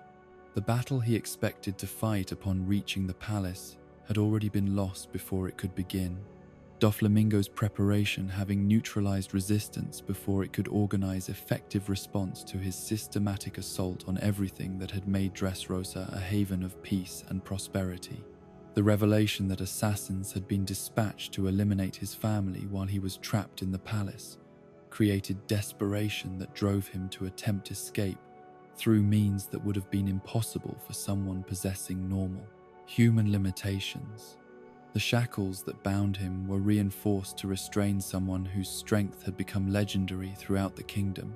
Yet even steel and iron proved insufficient barriers when measured against love that demanded impossible sacrifices. The self-mutilation that freed him from Doflamingo's chains was performed without hesitation or regret, the loss of his leg seeming trivial when weighed against the possibility that delay might mean arriving too late to protect the people who gave his existence meaning. The pain was immediate and overwhelming, yet it was nothing compared to the anguish of imagining Scarlett and Rebecca facing killers while he remained helplessly bound by metal that had suddenly become more obstacle than restraint. Sugar's transformation of him into a toy soldier was perhaps the cruelest fate that could have been devised for someone whose identity had been so thoroughly rebuilt through recognition and respect earned over years of honorable service. The physical change was disturbing enough, his human form replaced by articulated wood and metal that moved according to his will, but felt alien to consciousness that remembered flesh and blood. The erasure of his existence from all memory was infinitely worse. Relationships that had defined his entire adult life suddenly ceasing to exist in the minds of everyone who had ever known him. The sprint toward his home was undertaken by someone who no longer officially existed, his every step a race against time that had already been lost before it began. The cottage that had sheltered their secret happiness was exactly as he remembered it, yet everything was different because the people within it had no knowledge of who he was or why his presence might matter to them. The love that had motivated his desperate journey had been stolen along with his human form, leaving him a stranger to the family he had risked everything to save. The sight of Scarlett's death was made infinitely more tragic by her failure to recognize the toy soldier who knelt beside her cooling form, her final moments unmarked by the comfort that might have come from knowing that someone who loved her had arrived to share her passage from life to whatever lay beyond. The tears he shed were invisible to witnesses who saw only a discarded plaything mourning a stranger, his grief unacknowledged because the reasons for it had been erased from universal memory. Rebecca's inability to recognize her own father transformed what should have been reunion into introduction, the child he had taught to walk and fed from his own hands, now seeing only an unusual toy, whose interest in her welfare seemed inexplicable. The protection he offered was accepted with the wariness any intelligent child might show toward unfamiliar adults, his every gesture of care requiring explanation, because the relationship that would have made such attention natural had been stolen by forces beyond his power to combat or reverse. The years that followed were marked by devotion that could never be acknowledged or reciprocated, Kairos serving as guardian angel to people who had no knowledge of why this particular toy soldier seemed so invested in their welfare. The jobs he worked to earn money for their support were performed by someone whose identity remained completely hidden, his contributions to their survival unrecognized, because the world had forgotten he had ever existed as anything more than animated wood and metal. Rebecca's resentment toward the toy soldier who failed to save her mother was perhaps the most painful aspect of his cursed existence. Blame directed at him by the person whose good opinion mattered most, while he was unable to explain that he had sacrificed everything in desperate attempt to prevent the tragedy she held against him. The hatred in her eyes was worse than any punishment the Colosseum had ever inflicted, condemnation from someone who had once called him father, cutting deeper than any blade that had ever drawn his blood. The decision to teach her swordsmanship was motivated by recognition that protection could not always be provided through direct intervention, that independence would serve her better than dependence on guardian whose existence remained precarious and unofficial. The skills he passed on were hard-won through decades of combat, yet he could never tell her that the techniques she learned had been perfected by her father through trials that had forged him into someone worthy of her mother's love. The eventual separation from Rebecca was perhaps the most selfless act of his entire existence. Recognition that his presence brought danger to someone whose safety mattered more to him than his own continued proximity to the child who represented everything beautiful that had emerged from his reformed life. The distance he maintained was measured not in physical space but in emotional anguish, every day spent apart from his daughter serving as additional punishment for crimes whose consequences continued to echo across decades. The restoration of his memories to others came only through Sugar's defeat. The toy soldier, who had been forgotten by history, suddenly remembered as the legendary gladiator whose love had transcended even the most powerful curses that could be devised to destroy human connections. The recognition that returned to Rebecca's eyes was worth every moment of suffering he had endured, proof that some bonds were indeed strong enough to survive any attempt to sever them permanently. The reunion that followed was made bittersweet by knowledge of everything they had lost during the years when curses prevented them from acknowledging their relationship, time that could never be recovered. Despite the joy that accompanied their restored connection, the legacy of their separation would always remain as a reminder of how completely evil could poison even the most sacred relationships. Yet their survival provided hope that love could indeed conquer forces that seemed designed to destroy every good thing in the world. The comfortable life that Trafalgar D. Waterlaw had known in Flevance began to unravel long before the first symptoms of amber lead poisoning manifested in his younger sister's pale complexion. The seeds of tragedy, having been planted decades earlier by world government officials who understood perfectly well the deadly nature of the substance that formed the foundation of their nation's prosperity. The white city that gleamed like a jewel in the North Blue was built upon foundations of systematic deception, its citizens unknowingly mining their own deaths while believing they were participating in an industry that would secure their children's futures for generations to come. Law's parents represented the pinnacle of Flevance's achievements, their medical expertise providing healing to countless patients, while their research advanced understanding of diseases that had plagued humanity since the dawn of civilization.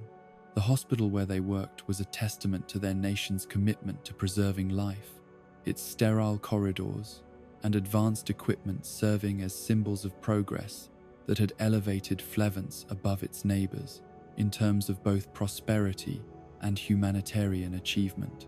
The knowledge they possessed about treating illness would prove tragically inadequate when confronted with conditions that had been deliberately hidden from their understanding.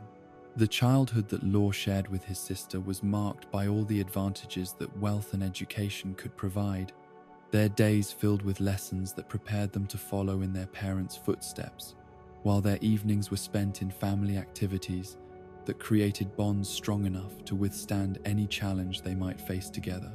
The medical texts that filled their home were not just tools of their parents' profession, but invitations to understanding that would allow them to heal suffering and preserve life.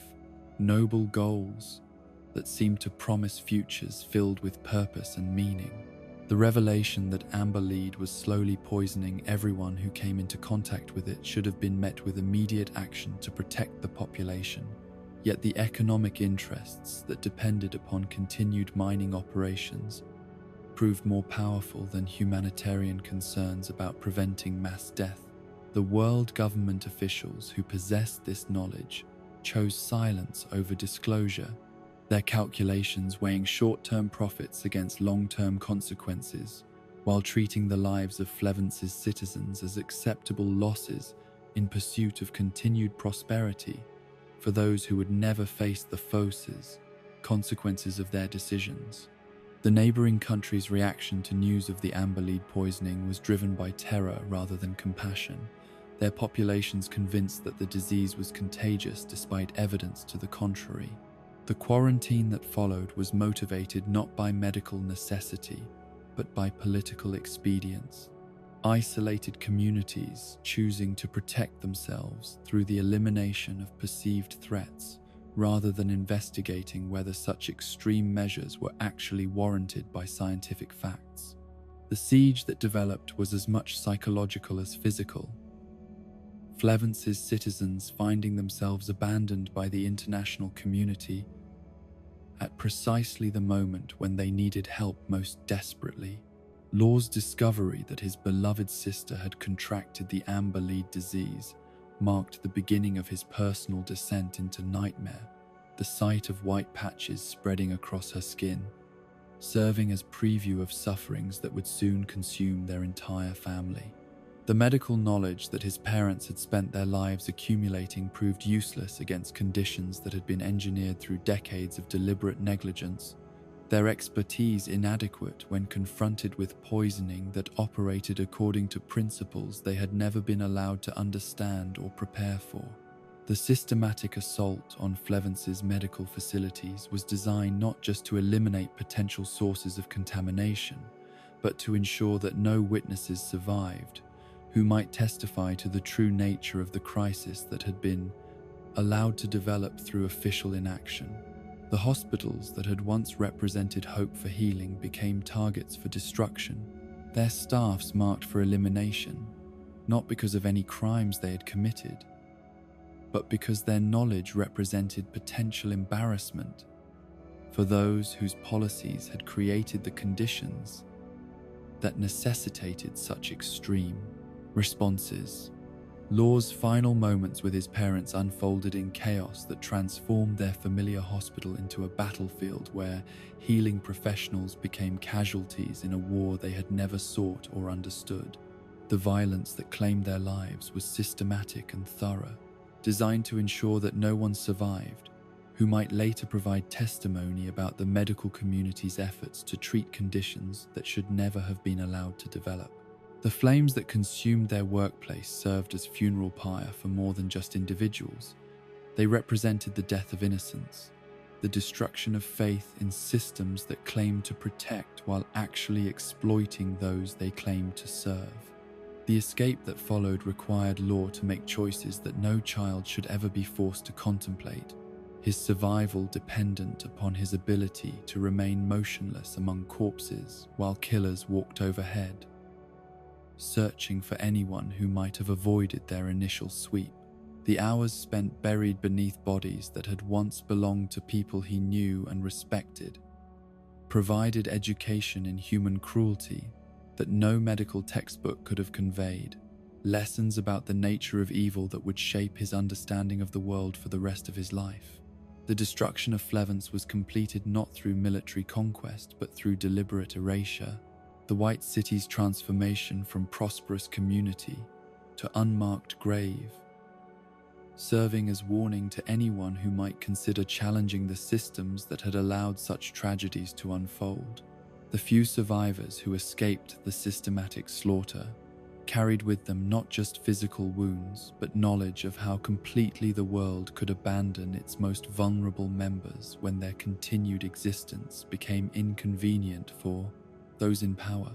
Law's journey to Spider Miles was undertaken by someone who had been fundamentally altered by exposure to horrors that had stripped away every assumption about justice, mercy, or the basic decency of human institutions. The child who had once believed that medicine existed to heal suffering had learned that healing could be prevented by those who found profit in prolonging disease, that knowledge could be suppressed when it threatened established interests, that entire populations could be sacrificed to maintain the comfort of distant officials who would never face consequences for their decisions. The encounter with Doflamingo represented Law's desperate attempt to find purpose in destruction. His approach to the warlord motivated not by admiration, but by recognition that someone whose life expectancy was measured in months rather than years had nothing left to lose by associating with the most dangerous criminals he could locate. The bombs he strapped to his small body were not just threats, but expressions of nihilism that had consumed whatever faith he had once possessed in the possibility that good could triumph over evil through conventional means. The acceptance into the Don Quixote pirates provided Law with family of sorts, though relationships built upon shared criminality could never fully replace connections that had been forged through genuine love and mutual respect. The crew members who became his companions were united by their rejection of society rather than by positive goals they hoped to achieve together, their bonds created through shared alienation rather than common dreams of what they might build through cooperation and mutual support. Corazon's emergence as father figure in Law's life was complicated by the deception that defined their relationship. The mute marine infiltrator's true identity remaining hidden while he worked to undermine the organization that had provided Law with the closest thing to belonging he had experienced since Flevance's destruction. The affection that developed between them was genuine despite the lies that surrounded it, both finding in each other something they had not expected to discover among criminals and outcasts who seemed to have abandoned hope along with conventional morality. The search for a cure to Law's amber lead poisoning became a race against time that took them across the Grand Line's most dangerous territories, Corazon's determination to save the boy's life overriding every other consideration, including his own safety and the success of his undercover mission. The hospitals they visited provided only confirmation of what Law already knew, that his condition was beyond the reach of conventional medicine, that his death was approaching with mathematical certainty, unless they could locate treatment that transcended normal therapeutic approaches. The months they spent together during this desperate quest created bonds that had nothing to do with Law's usefulness to marine intelligence or Corazon's value as protective presence, their relationship deepening into genuine love that neither had expected to find amid circumstances that seemed designed to prevent such connections from forming. The father and son roles they assumed felt natural despite the biological reality that they shared no blood relationship, their emotional compatibility transcending the artificial nature of their initial association. The discovery that the Opope no Mi possessed the power to cure Law's disease provided hope that seemed almost too good to be true. The legendary devil fruit representing salvation that would require them to steal from Doflamingo himself the prize he had spent years planning to acquire. The moral complexity of their situation was overwhelming. Saving an innocent child would require betraying people who had provided sanctuary when no one else would offer help, yet allowing that child to die to preserve criminal loyalties seemed equally unconscionable. Corazon's decision to prioritize Law's life over his marine mission represented the triumph of personal love over institutional duty. His choice to steal the fruit for his adoptive son, marking complete abandonment of the undercover work that had defined his adult existence. The sacrifice he was prepared to make went far beyond career advancement or professional recognition to encompass his willingness to become criminal in truth rather than merely in appearance. His transformation from spy to thief, motivated entirely by paternal instincts that had developed despite every attempt to maintain professional distance. The success of their theft was measured not in monetary terms, but in the desperate relief that accompanied Law's consumption of the fruit, the knowledge that his death sentence had been commuted, providing joy that made every risk they had taken seem worthwhile. The powers that came with the devil fruit were secondary to the simple fact that Law would survive to adulthood, that the brilliant mind and compassionate heart that had been shaped through suffering would have opportunity to contribute something positive to a world that had shown him mostly cruelty and abandonment. The letter that Corazon entrusted to Law contained intelligence that could have justified his years of dangerous undercover work, information about Doflamingo's operations that would have pleased his marine superiors while potentially protecting countless innocent people from future victimization.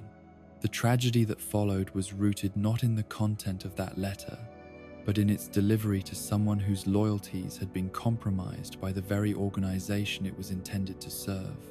Virgo's betrayal, representing corruption that reached into the highest levels of the justice system. The final confrontation between Corazon and his brother played out with the terrible inevitability of Greek tragedy. Family bonds twisted into instruments of destruction by forces that had shaped both men's characters through different forms of childhood trauma. The love that Corazon expressed for Law in his final moments was perhaps the purest emotion either of them had experienced since their family's destruction, proof that even the most damaged souls could find redemption through caring for others who needed protection. Law's imprisonment in the treasure chest during Corazon's torture and execution was perhaps the cruelest aspect of an already horrific situation, his inability to intervene or even comfort his dying father serving as additional trauma layered upon losses that had already shaped his understanding of how completely evil could triumph over good when properly organized and sufficiently ruthless. The silence that Corazon's devil fruit powers imposed upon him prevented any final words or expressions of gratitude, their farewell conducted entirely through gestures and expressions that carried more weight than any speech could have conveyed.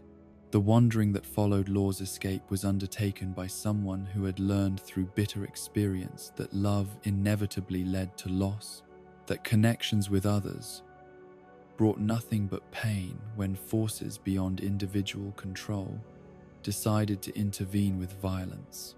The 3 days he spent alone on Swallow Island were marked by grief so profound that it threatened to consume what remained of his sanity, the knowledge that he had lost the second father figure in his life, creating wounds that seemed too deep to ever heal completely. The successful extraction of Amberlead from his own body, using his newly acquired devil fruit powers, was achieved through agony that went far beyond physical pain, to encompass the emotional torture of healing himself while being unable to save anyone else who had suffered from the same condition. The cure that he performed in that cave was more than medical procedure. It was rebirth, the emergence of someone who would dedicate his life to understanding and eventually dismantling the systems that had destroyed everything he had ever loved. The years that followed were spent building strength and knowledge that would eventually allow him to challenge forces that had seemed invincible during his childhood.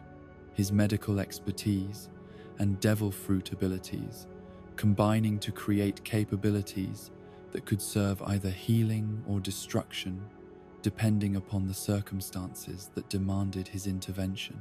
The alliance he would eventually form with the Straw Hat Pirates represented his first willing attempt since Corazon's death to trust others with goals that mattered more than mere survival. His choice to cooperate rather than operate in isolation, marking crucial evolution in his understanding of what might be possible when damaged people chose to support each other rather than face their demons alone. The dream of peace between species that burned within Queen Otohime's heart was kindled not by naive idealism, but by profound understanding of the suffering that centuries of hatred had inflicted upon both sides of the divide that separated fishmen from humans. Her vision extended beyond simple coexistence to encompass genuine harmony where children of different species might play together without fear, where the color of one's skin or the shape of one's fins would matter no more than the passing of clouds across an indifferent sky.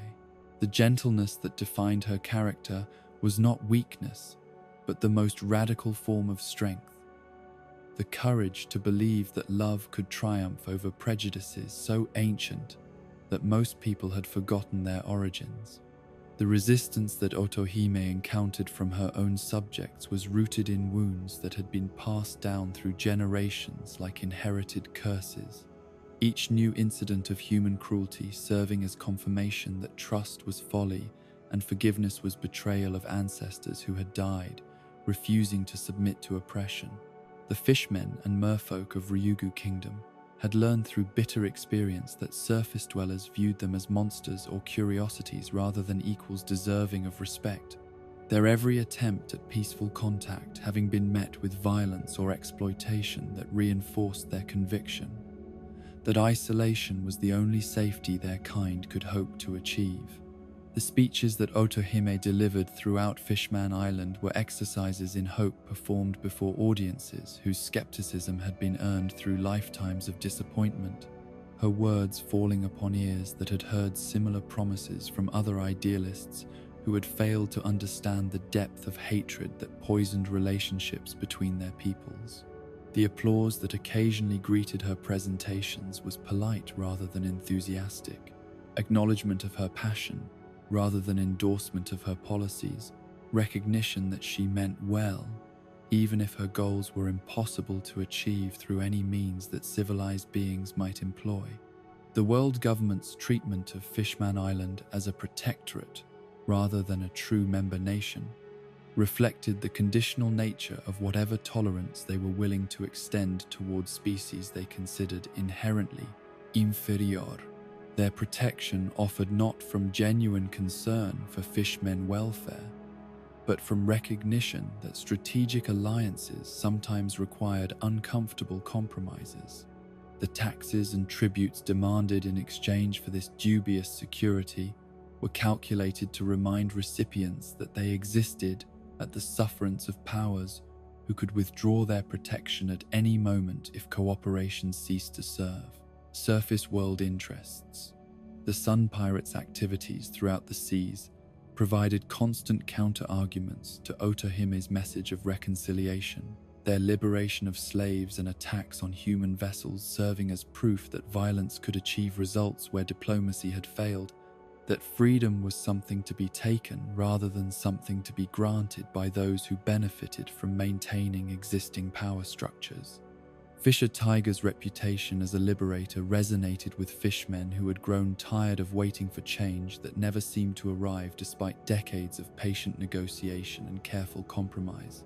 Otohim's response to these challenges was not to condemn the Sun Pirates, but to argue that their methods, however understandable, would ultimately perpetuate the cycles of violence that had defined interspecies relationships for centuries, creating new grievances that would be inherited by future generations who deserved better than to be born into conflicts they had played no role in starting. Her belief that hatred could only be overcome through its opposite was tested daily by evidence that suggested such philosophical positions were luxuries that those facing immediate persecution could not afford to maintain. The arrival of a celestial dragon's ship near Fishman Island created the crisis that would define Otohime's legacy, the world noble's presence representing everything that her subjects had learned to fear and despise about surface world arrogance and cruelty. The Sun Pirates' attack on the vessel was motivated by the same protective instincts that had driven Fisher Tiger to free slaves from Mariéchois, their recognition that celestial dragons represented the pinnacle of systemic oppression, making negotiations seem not just futile, but actively harmful to anyone who might be caught in the crossfire. Otohim's decision to intervene in defense of someone whose very existence symbolized everything wrong with the world order required courage that went beyond physical bravery, to encompass moral conviction so profound that it could override every instinct for self-preservation or political calculation. The bullet she took while shielding Saint Miosgard from assassination was fired not by enemies but by those she had spent her life trying to protect, their anger at her apparent betrayal reflecting the depth of their confusion about why anyone would risk their life for creatures who had shown them nothing but contempt. The explanation she offered for her actions was simultaneously simple and revolutionary: that children were watching, that the hatred they witnessed in that moment would shape their understanding of what was possible between species, that breaking cycles of violence required someone to accept suffering without retaliating, even when retaliation seemed justified by centuries of accumulated grievances. Her willingness to absorb pain intended for others was not masochism but strategic compassion, recognition that some battles could only be won through demonstrations of moral superiority, so complete that they shamed opponents into reconsidering their positions. The nursing of Saint Miosgard back to health represented Otohime's commitment to proving that fishmen were capable of mercy even toward those who had shown them none. Her medical care for someone who would never have extended similar consideration to members of her species, serving as practical demonstration of the values she hoped to see adopted throughout both communities. The transformation that occurred in the celestial dragon during his recovery was perhaps the most powerful vindication of her philosophy that she would ever witness, proof that even the most privileged oppressors could learn empathy when confronted with kindness they had never expected to receive. The journey to Mariéchois that followed was undertaken not as diplomatic mission but as act of faith. Otohime's belief that personal testimony could accomplish what formal negotiations had failed to achieve, driving her to risk everything on the possibility that face-to-face contact might humanize fishmen in the eyes of those who had previously seen them only as abstractions to be exploited or ignored. The courage required for this venture went beyond simple physical danger to encompass the risk that failure might discredit her entire approach to achieving peace between their peoples.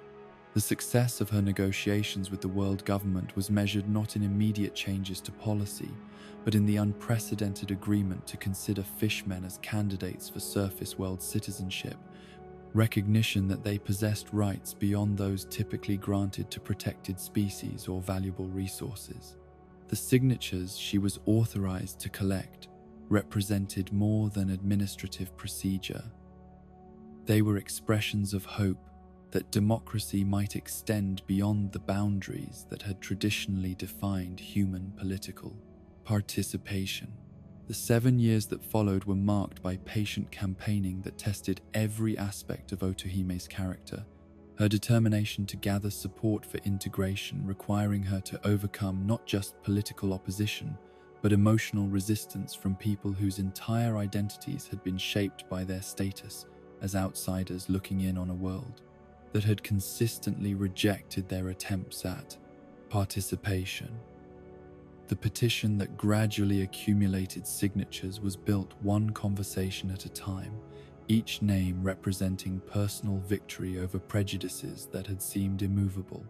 The coalition that eventually emerged in support of her initiative included some of the most unlikely allies, fishmen and merfolk, who had spent their lives nursing grievances against surface dwellers, finding themselves convinced by her arguments that their children deserved opportunities to judge humans based on individual character rather than species-wide assumptions. The momentum that built around her cause created possibilities that had seemed impossible when her campaign began, proof that sustained effort guided by clear moral vision could indeed shift attitudes that had seemed permanently fixed. The moment when sufficient signatures were finally collected should have marked the culmination of a lifetime's work, the achievement of goals that had sustained Otohime through decades of criticism and disappointment from those she sought to serve. The tears of joy that accompanied this milestone were earned through sacrifices that went far beyond the time and energy she had invested in her cause to encompass the emotional toll of maintaining optimism in the face of constant evidence that such faith might be misplaced. The assassination that occurred at the moment of triumph was engineered not by human enemies but by fishmen, whose hatred of surface dwellers was so complete that they could not tolerate even the possibility that peaceful coexistence might succeed. Hody Jones and his followers represented the darkest evolution of the prejudices that Otohime had spent her life trying to overcome, their commitment to permanent warfare, making them view her success as existential threat to worldviews that depended upon maintaining clear distinctions between ally and enemy. The fire that consumed years of collected signatures was more than destruction of paperwork. It was the burning of hope itself, the deliberate elimination of proof that fishmen and humans were capable of working together toward shared goals when guided by leaders whose vision extended beyond the limitations of their own immediate experiences. The flames that reduced her life's work to ash were fueled by hatred so pure that it could tolerate no evidence contradicting its fundamental assumptions about the impossibility of peace between species.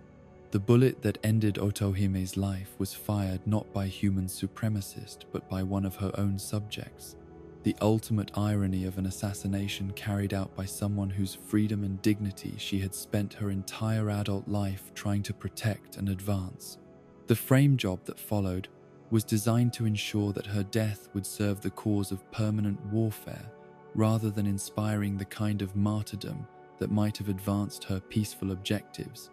The false evidence implicating humans, ensuring that her murder would generate exactly the kind of hatred she had died trying to eliminate.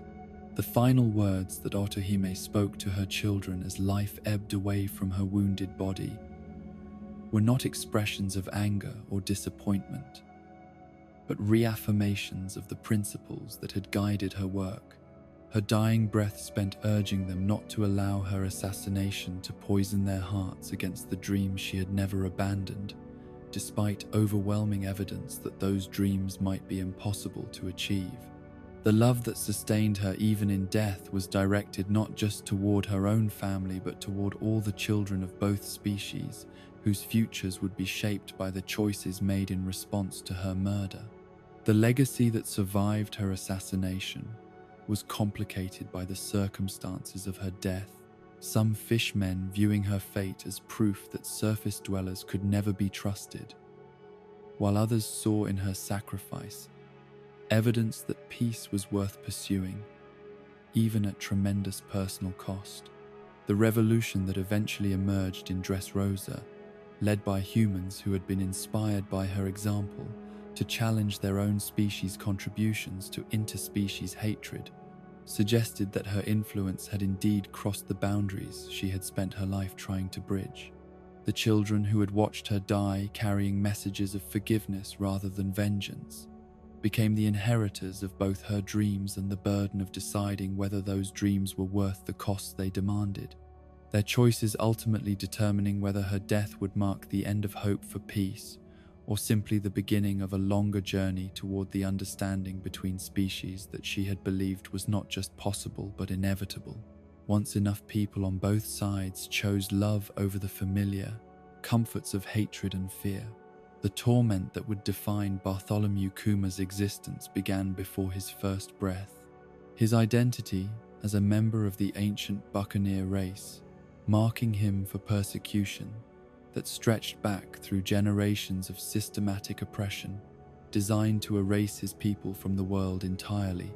The blood that flowed in his veins carried with it not just genetic heritage, but inherited guilt for crimes his ancestors had allegedly committed against the celestial dragons centuries before his birth, their resistance to slavery having been transformed through historical revision into treason, deserving of eternal punishment for anyone unfortunate enough to share their lineage. The Sorbet kingdom that served as his birthplace was a realm where poverty and desperation had created conditions perfect for the world government's recruitment of slaves, families selling their own children to avoid starvation, while authorities turned blind eyes to trafficking that fed the insatiable appetites of world nobles, whose entertainment required fresh victims to replace those who had died under the weight of casual cruelty. Kuma's parents had managed to avoid this fate longer than most, their love for each other and their unborn child providing motivation to endure hardships that had broken lesser spirits.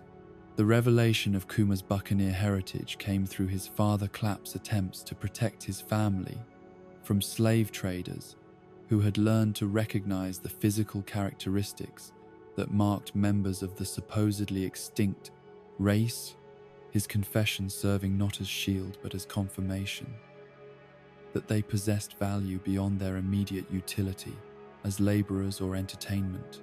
The knowledge that the last surviving buccaneers had been located sent ripples of excitement through the world government's intelligence networks, officials recognizing that such rare specimens would command premium prices from collectors who specialized in acquiring the most exotic forms of human suffering.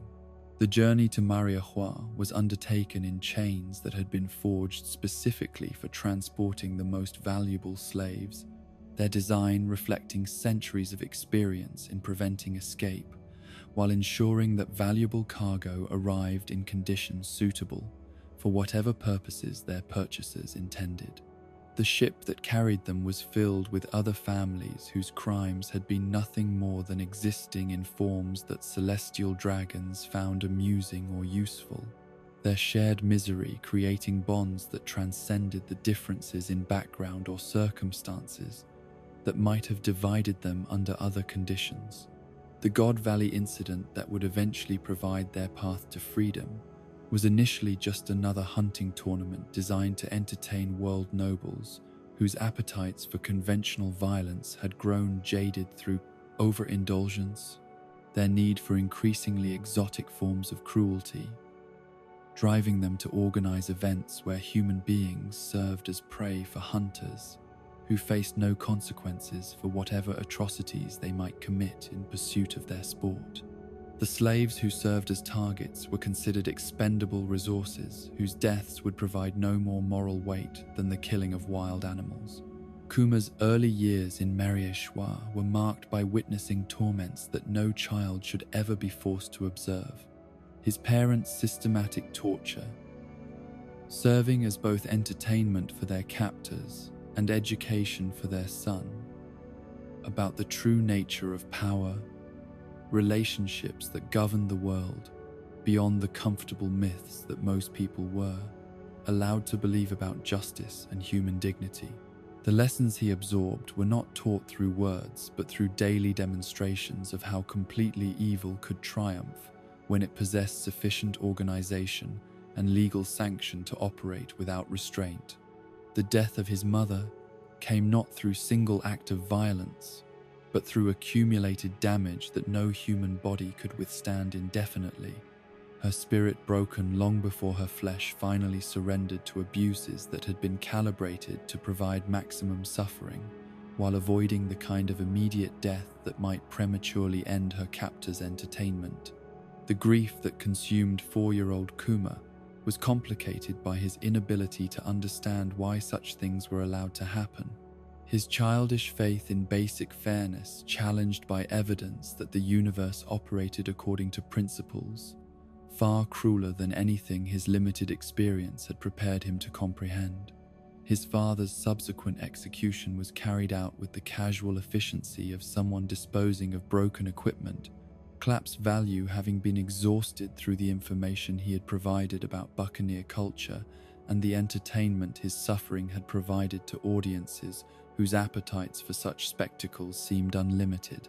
The knowledge that he was now the last surviving member of his race created isolation so profound that it seemed to crush his small soul beneath weight that should have been shared among thousands, but which now rested entirely upon shoulders too young and weak to bear such responsibility.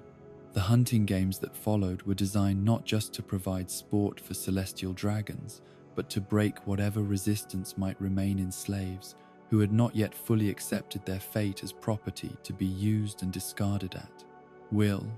The other slave's decision to drag Kuma back when he attempted escape was motivated not by cruelty, but by terror of punishments they had learned would be inflicted not just upon escapees, but upon anyone who might be suspected of assisting or encouraging such attempts. Their betrayal of a child representing the kind of moral compromise that slavery forced upon its victims. The friendship that developed between Kuma, Ginny, and Ivankov was forged in the crucible of shared suffering, 3 children finding in each other the only sources of genuine affection available in an environment designed to eliminate every human emotion except fear and despair. Their whispered conversations during rare moments when guards were distracted provided psychological sustenance that was perhaps more essential to survival than the meager food rations they were occasionally permitted to consume, their bonds creating pockets of humanity within systems designed to reduce people to the level of beasts. The devil fruits that served as prizes for the hunting tournament represented power that had been accumulated through centuries of theft and conquest. Legendary abilities hoarded by those who possessed so much strength already that additional powers served mainly as trophies rather than tools they actually needed for any practical purpose. The irony that these ultimate symbols of freedom would be stolen by slaves and used to break the chains of their bondage was perhaps too perfect to be mere coincidence, suggesting that fate occasionally intervened on behalf of those whose suffering had become too great for even an indifferent universe to ignore. The poor fruit that Kuma consumed granted him abilities that seemed designed specifically for someone whose life had been defined by others' capacity to inflict pain. His power to repel any force, including abstract concepts like suffering itself, providing him with tools that could transform him from victim to protector, from someone who endured agony to someone who could absorb it from others and bear it himself when such sacrifice might spare those less capable of withstanding what he had already learned to endure. The escape that followed their acquisition of these powers was notable, not for its violence, but for Kuma's immediate decision to use his newfound abilities in service of saving everyone, rather than simply ensuring his own freedom. his first act as a liberated person being to protect the same slaves who had previously betrayed him to their captors. The forgiveness implicit in this choice spoke to character that had somehow survived intact, despite everything he had witnessed and endured, proof that even the most systematic cruelty could not completely destroy certain forms of goodness when they were sufficiently deep-rooted. The years that followed their liberation were spent in service to ideals that had been forged through intimate knowledge of what the world looked like from its lowest depths. Kuma's commitment to protecting others growing naturally from understanding that possessed both emotional and intellectual dimensions about the true costs of allowing evil to operate without resistance. The priest's robes he eventually wore were not disguises but authentic expressions of beliefs that had been tested in fires that would have consumed lesser faiths entirely. The Revolutionary Army that claimed his allegiance represented organized resistance to systems that he had experienced firsthand in their most concentrated forms. His participation in their activities driven not by abstract political theory, but by concrete knowledge of what slavery looked like, when stripped of whatever romanticizing myths might make it palatable to those who benefited from its existence. The battles he fought were personal crusades, disguised as military operations, each victory serving as small payment toward debts that could never be fully settled through any amount of violence or political change. Ginny's suggestion of marriage represented the possibility that someone who had shared his deepest sufferings might also share whatever happiness could be built from the ashes of their traumatic childhoods, her love offering proof that human connections could survive even the most systematic attempts to destroy them through calculated cruelty. His refusal was motivated not by lack of feeling but by protective instincts that had been honed through years of watching everyone he cared about become targets for those who sought to hurt him through harming others. The mission that resulted in Ginny's capture was supposed to be routine intelligence gathering, the kind of operation that had been carried out successfully dozens of times before, without significant risk to personnel who had learned to navigate the world government's security apparatus through careful planning and meticulous execution. The failure that led to her disappearance represented the kind of random tragedy that no amount of preparation could prevent, proof that even the most careful revolutionaries remained vulnerable to forces beyond their control or prediction. The years of searching that followed her capture were marked by increasingly desperate attempts to locate someone whose trail had gone cold in the vast bureaucracy of world government facilities that specialized in making people disappear without leaving traces that might embarrass officials who preferred to maintain plausible deniability about their involvement in activities that violated their own stated principles about human rights and dignity. The resources devoted to finding her represented commitment that went beyond tactical necessity to encompass emotional investment that made her recovery essential to Kuma's continued ability to function as effective revolutionary. The communication that finally revealed Ginny's fate came not through intelligence networks or rescued prisoners, but through her own desperate attempt to contact the people she had been forced to abandon, her message carrying information that transformed hope into horror, while providing closure that was simultaneously healing and devastating. The experiments that had been conducted upon her body were designed not to gather useful scientific data, but to satisfy curiosity about how much modification the human form could withstand before death provided relief from suffering that had transcended all previous boundaries.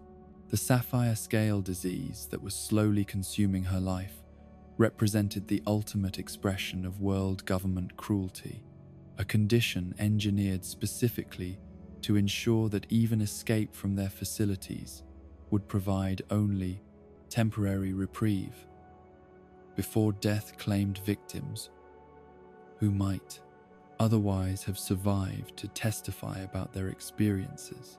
The child she had been forced to bear during captivity served as living reminder of violations that no amount of love could fully heal. yet also as proof that life could emerge even from the darkest circumstances when tended by those who refuse to allow evil to have the final word. The race to reach Ginny before her condition claimed her life was doomed from its inception. Kuma's desperate journey across dangerous territories, serving mainly as demonstration of devotion that could never be sufficient to undo damage that had already progressed beyond any hope of reversal.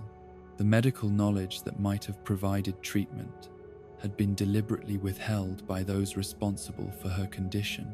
Their refusal to provide antidotes representing final act of cruelty towards someone whose only crime had been loving a man they sought to destroy through proxy suffering.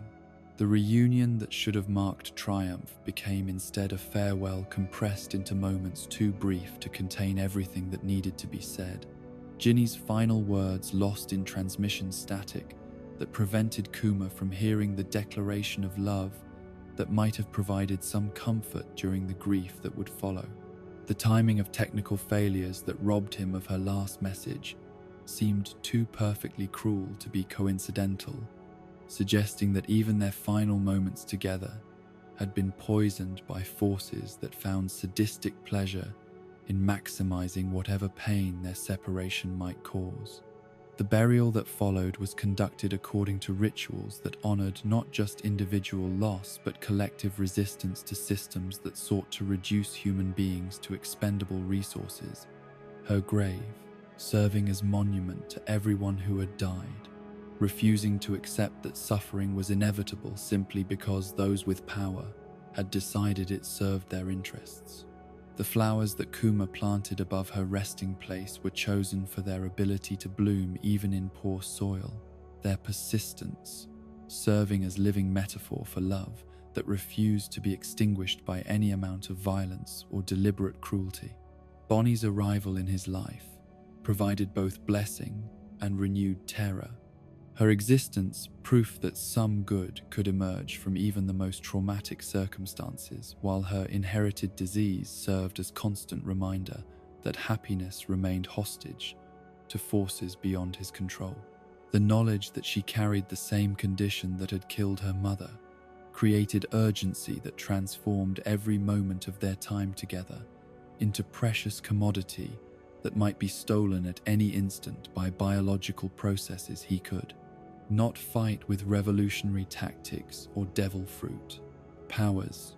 The search for medical treatment that might save his adopted daughter led Kuma through networks of healers and researchers who possessed knowledge that the world government sought to suppress, their work representing hope that existed in constant tension with official policies designed to ensure that certain forms of suffering could not be alleviated through any means that did not serve state interests. The futility of these efforts became apparent as specialist after specialist confirmed that Bonnie's condition was beyond their ability to treat, her disease having been engineered specifically to resist conventional therapeutic approaches. The bargain that ultimately provided salvation for Bonnie came at cost that transformed victory into tragedy. Kuma's agreement to surrender his consciousness and humanity in exchange for her cure, representing the kind of sacrifice that could only be made by someone whose understanding of love transcended all consideration for personal survival or identity. The world government's willingness to help came not from compassion, but from recognition that his conversion into mindless cyborg would provide them with weapon whose power could be deployed without concern for moral limitations that had previously constrained his actions. The gradual erasure of his memories and emotions was designed to be witnessed by Dr. Vegapunk and other officials whose consciences might be troubled by participating in systematic dehumanization of someone whose only crime had been loving others more than himself. The process served as test of their own moral boundaries, forcing them to confront questions about whether scientific advancement could justify any amount of cruelty when its benefits would be enjoyed by those who had not paid its costs. The final moments of Kuma's conscious existence were spent not in regret or anger, but in gratitude that his suffering could serve constructive purpose, his willingness to embrace oblivion, providing proof that love could indeed triumph over even the most systematic attempts to destroy it through calculated applications of power and cruelty. The smile that remained frozen on his mechanical features served as eternal testimony to choices that had been made freely despite their terrible cost, evidence that some victories could be achieved, even through apparent defeat, when they preserved what mattered most to those who understood that identity was less important than impact, that consciousness was secondary to compassion, and that the greatest strength was found not in preserving oneself, but in sacrificing everything for the sake of those whose futures depended upon such gifts. The noble aspirations that drove Mont Blanc Noland across treacherous seas to unknown islands were founded upon principles that elevated exploration above mere conquest, his expeditions serving the dual purposes of expanding human knowledge while bringing aid to civilizations that might benefit from the medical and botanical expertise he had accumulated through decades of scholarly pursuit. The Levnil kingdom that sponsored his voyages recognized in him not just a capable navigator, but a Renaissance mind whose curiosity about the natural world was matched by genuine compassion for those who suffered from ailments that proper knowledge might alleviate. The storm that drove his ship toward the shores of Jaya arose with the sudden violence that characterized Grand Line weather patterns, its fury threatening to claim his entire crew before they could reach safety, that seemed to retreat before them like a mirage that mocked their desperate attempts at survival. The bell whose resonant tones guided them through darkness and confusion towards salvation rang with such clarity that it seemed to cut through the chaos of wind and wave, its sound carrying promise that land existed somewhere ahead, if they possessed sufficient courage to continue pursuing hope. When every rational instinct counseled surrender to forces beyond human control, the island that received them was more than mere refuge from the storm. It was a living laboratory where nature had conducted experiments in biodiversity that challenged everything Noland thought he understood about botanical science, its unique ecosystem supporting plant and animal life that existed nowhere else in the world. The tree of knowledge that dominated Jaya's landscape served as both natural wonder and spiritual center for inhabitants whose relationship with their environment reflected understanding of ecological balance that had been lost in more civilized regions where progress was measured by humanity's ability to dominate rather than cooperate with natural forces. The Shandian people who called Jaya home had developed over centuries a culture that integrated seamlessly with their remarkable environment, their customs and traditions reflecting wisdom that had been earned through generations of careful observation and respectful interaction with forces that could provide abundance or devastation, depending upon how they were approached by those seeking to benefit from their power. The rituals that governed their daily lives were not primitive superstitions, but sophisticated systems for maintaining harmony between human needs and natural limitations. The tree fever that was claiming Shandian lives represented a crisis that threatened not just individual victims but the survival of cultural knowledge that had been accumulated over millennia, each death eliminating irreplaceable understanding of relationships between plants, animals, weather patterns, and spiritual practices that could never be recovered once their living repositories had been lost to disease. The epidemic that Noland encountered upon his arrival was destroying more than human lives.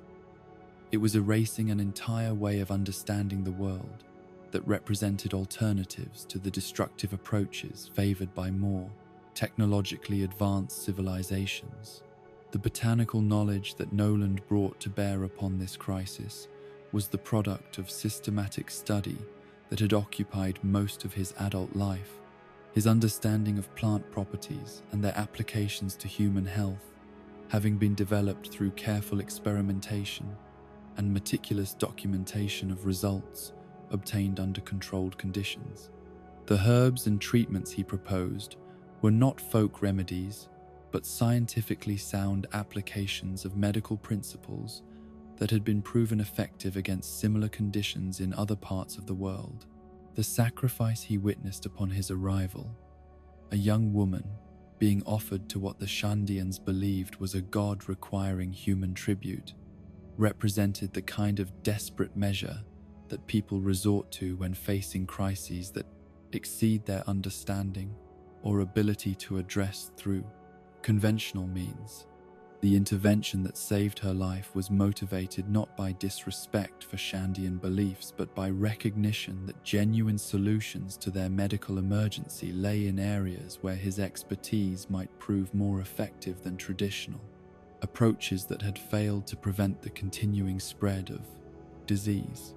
The conflict that erupted over his actions reflected fundamental differences in worldview between cultures that approached problems through spiritual mediation and those that relied upon empirical investigation to identify causes and develop treatments. The anger directed toward him by Shandian elders was not mere xenophobia, but reasonable response to outsider interference with sacred practices that had sustained their people through previous crises. Their skepticism about his proposed alternatives based on hard-earned wisdom, about the dangers of abandoning proven methods in favor of untested innovations promised by strangers.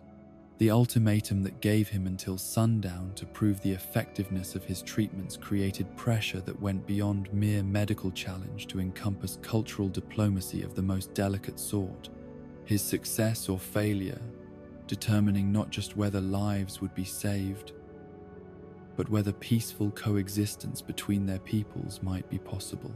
The hours that followed were spent in frantic preparation of medicines whose efficacy he believed in completely, yet which had never been tested against the specific strains of disease that had adapted to Jaya's unique environment. The earthquake that occurred during his treatment of the afflicted Shandians was interpreted by observers as divine judgment upon his interference with sacred traditions, the ground's violent movement seeming to confirm that spiritual forces disapproved of his attempts to substitute human knowledge for supernatural intervention. The crevasse that opened to swallow him appeared to be definitive proof that the gods demanded his death as payment for his arrogance in challenging practices that had been established through centuries of communication with powers beyond mortal comprehension. Chief Kalgara's initial response to these events reflected the weight of responsibility that rested upon leaders whose decisions could determine their people's survival. His willingness to consider executing Noland, representing not personal animosity, but recognition that appeasing divine wrath might require sacrifices that violated his personal inclinations. The debate that followed was conducted with full awareness that wrong choices could result in the complete destruction of everything their ancestors had built through generations of careful stewardship and spiritual devotion. The medical success that followed Noland's treatment of the tree fever victims provided evidence that challenged fundamental assumptions about the relationship between spiritual and material causes of disease. His cures, working with effectiveness that could not be dismissed as coincidence or attributed to supernatural intervention on his behalf. The recovery of patients who had been expected to die created cognitive dissonance that forced the Shandians to reconsider beliefs that had seemed unquestionable until confronted with results that defied their traditional understanding of causation. The friendship that gradually developed between Noland and Kalgara was built upon mutual recognition that wisdom could take many forms, their different approaches to understanding the world proving complementary rather than contradictory when applied with proper respect for their respective strengths and limitations. The explorer's botanical knowledge provided practical solutions to immediate problems, while the chief's spiritual insight offered perspective on longer-term consequences that purely material approaches might overlook in their focus on immediate results. The sacred grove that Kalgara eventually shared with his new friend represented trust that transcended cultural boundaries to encompass recognition that some visitors came not as conquerors, but as genuinely interested students of knowledge that had been preserved through careful guardianship over countless generations. The ancient trees whose protection had been entrusted to Shandian care were more than impressive specimens. They were living links to ancestors whose wisdom remained accessible through proper understanding of natural cycles, spiritual practices that honored rather than exploited their environment. The revelation that some of these sacred trees were infected with diseases that would eventually spread to human populations created moral complexity that tested both men's commitment to principles that had seemed absolute until challenged by circumstances that demanded compromise.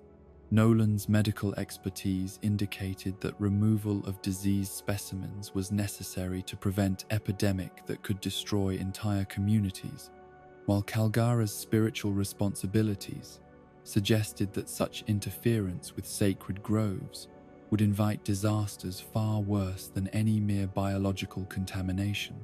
The decision to cut down infected trees was made jointly by men whose friendship had created trust sufficient to support actions that violated both their individual inclinations and their cultural training. Their willingness to bear responsibility for consequences that might follow, demonstrating commitment to protecting life that transcended their personal comfort or popular approval. The saws that felled ancient giants carried with them hopes that practical wisdom might prove compatible with spiritual devotion when both were motivated by genuine concern for community welfare. The misunderstanding that followed this decision was perhaps inevitable, given the magnitude of what had been done without consulting the broader community, whose beliefs had been violated by actions that seemed to represent complete rejection of everything they held sacred. The silence that greeted Nolan's attempts to explain his motivations reflected hurt that went beyond mere disagreement to encompass feelings of betrayal by someone they had begun to trust despite his foreign origins and strange ideas.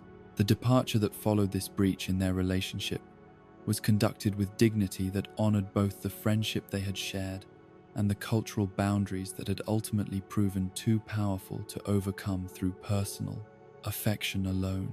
The words that were not spoken during their farewell carried weight equal to any formal declarations, both men understanding that circumstances had forced them into positions that friendship could not resolve without betraying responsibilities to communities that depended upon their leadership and judgment. The revelation of Nolan's true motivations came only after his ship had disappeared beyond the horizon. Kalgara's investigation of the felled trees revealing evidence of infection that would indeed have spread to human populations if left untreated. The understanding that arrived too late to prevent their separation transformed anger into gratitude, while creating regret that would haunt the chief for the remainder of his life. His recognition that friendship had been sacrificed unnecessarily serving as lesson about the dangers of assuming malice when ignorance might provide simpler explanation. The promise that was made in Nolan's absence, that he would always be welcome should he choose to return, carried across empty seas like prayer offered to gods whose existence remained uncertain, but whose mercy might yet provide opportunities for redemption.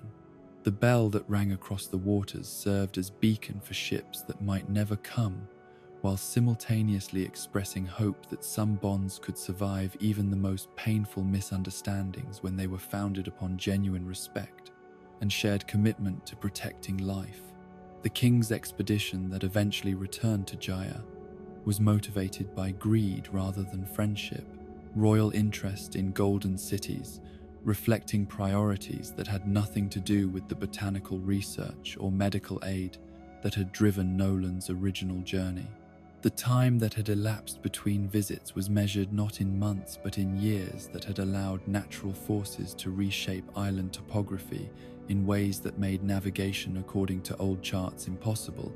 The landmarks that had guided them previously, having been altered by tectonic activity that operated according to schedules, indifferent to human plans. The empty ocean that greeted them where Jaya should have been located created confusion that rapidly transformed into accusation. The king's assumption that he had been deceived by fictional tales reflecting worldview that could not accommodate explanations that challenged his fundamental beliefs about natural law. The anger that followed disappointment was directed not at forces beyond human control, but at the explorer whose reputation had been built upon reliable reports from previous expeditions. The trial that followed their return to Loveneel was conducted with predetermined conclusions that made presentation of evidence irrelevant to outcomes that had been decided before testimony began. Nolan's fate having been sealed by political necessities that required someone to blame for expensive failure, rather than admitting that some ventures carried risks that could not be eliminated through careful planning. The courtroom became theatre where justice was performed rather than practiced, legal procedures serving to legitimize revenge that masqueraded as rational response to proven deception. The execution that concluded this travesty of justice was witnessed by crowds who had once celebrated Nolan's achievements, but who now demanded blood payment for their disappointment, their transformation from admirers to accusers, reflecting humanity's capacity for rewriting history, to serve psychological needs that could not be satisfied through honest acknowledgement of complexity. The scaffold that supported his final moments elevated him above audiences who possessed neither his courage nor his integrity, yet who felt entitled to judge someone whose sacrifices for others exceeded anything they had ever attempted themselves. The fairy tale that emerged from his death was designed to comfort children while warning them against the dangers of believing stories too wonderful to be true, its moral lessons reflecting adult cynicism rather than childlike wonder at possibilities that exceeded conventional understanding. The legacy that survived in popular memory bore no resemblance to the man who had actually lived and died in service of ideals that remained valid regardless of whether his specific goals had been achieved through methods that satisfied his critics. The descendants who inherited shame, along with his name, carried burdens that they had done nothing to earn, their family history having been transformed into cautionary tale that served purposes entirely divorced from historical accuracy or moral instruction. The truth that might have vindicated his reputation remained hidden in the sky above, waiting for future generations whose courage and curiosity might prove sufficient to discover what had really happened to the island, whose existence had been transformed from fact into fantasy through nothing more than willful ignorance, disguised as rational skepticism.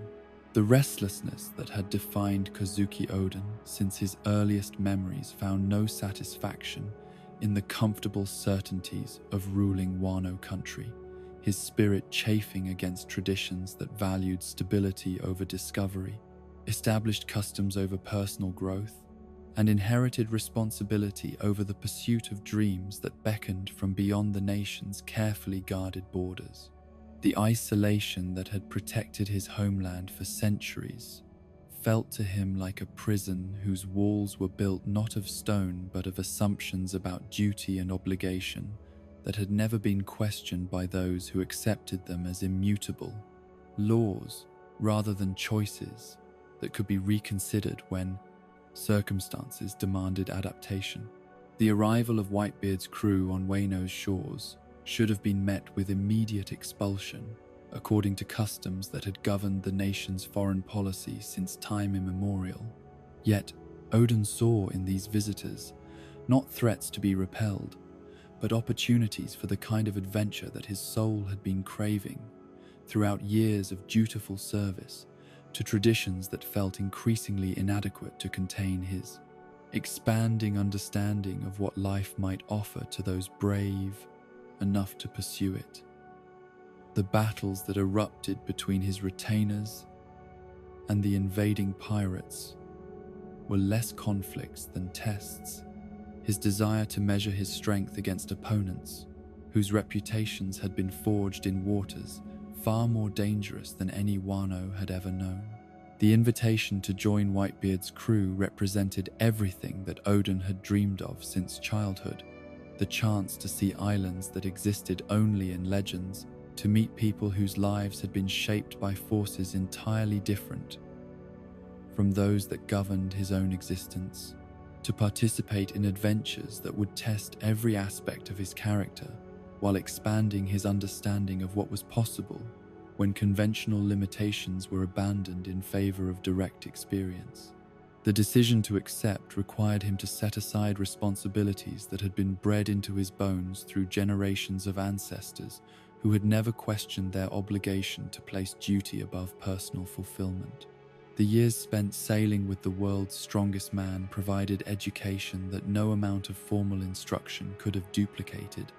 His exposure to different cultures and philosophical approaches, revealing how narrow his previous understanding had been, despite his position as someone expected to possess wisdom sufficient to guide an entire nation. The battles fought alongside his new brothers were waged not for conquest or material gain, but for principles that transcended national boundaries. Protection of the innocent, resistance to tyranny, loyalty to bonds that had been chosen rather than inherited through accident of birth. The transition from Whitebeard's crew to Rogers represented opportunity to participate in the ultimate adventure, the journey to Laughtale that would reveal secrets that had been hidden from the world for centuries, while testing the courage and determination of everyone who dared to attempt what no crew had accomplished since the Void Century. The decision to leave one family for another was painful yet necessary. His recognition that some dreams could only be pursued once, making the timing of Roger's invitation impossible to ignore despite the bonds that had been forged through shared dangers and mutual respect. The revelation that awaited at the final island transformed Odin's understanding not just of history, but of his own role in events that would unfold across the coming decades. The knowledge contained in Joy Boy's treasure, serving as both inspiration and burden that would influence every choice he made upon returning to the responsibilities he had temporarily abandoned. The laughter that had given Laughtale its name was born from recognition of irony so profound that it could only be appreciated by those who understood the full scope of what had been lost and what might yet be recovered through actions taken by future generations. The return to Wano after years of absence was marked by Odin's discovery that his homeland had been transformed during his adventure into something that bore little resemblance to the nation he had left behind.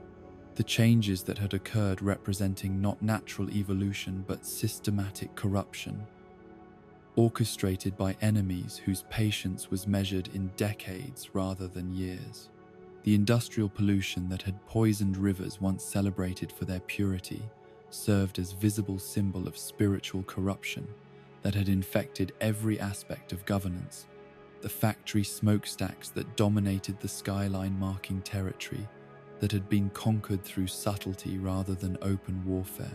Kaido's occupation of Wano was presented to its citizens not as foreign domination, but as protection from external threats that required strong leadership to resist. The Beast Pirates' presence justified through carefully crafted propaganda that portrayed their oppression as necessary sacrifice in service of greater security. The weapons factories that had replaced traditional industries were described as modernization efforts that would strengthen the nation's ability to defend itself, while the environmental destruction they caused was dismissed as temporary inconvenience that would be resolved once current emergencies had passed. Orochi's collaboration with these occupying forces represented the ultimate betrayal of everything that Wano's leadership was supposed to embody. his willingness to sacrifice his own people's welfare for personal power, demonstrating corruption so complete that it had transformed a servant of the people into their greatest enemy.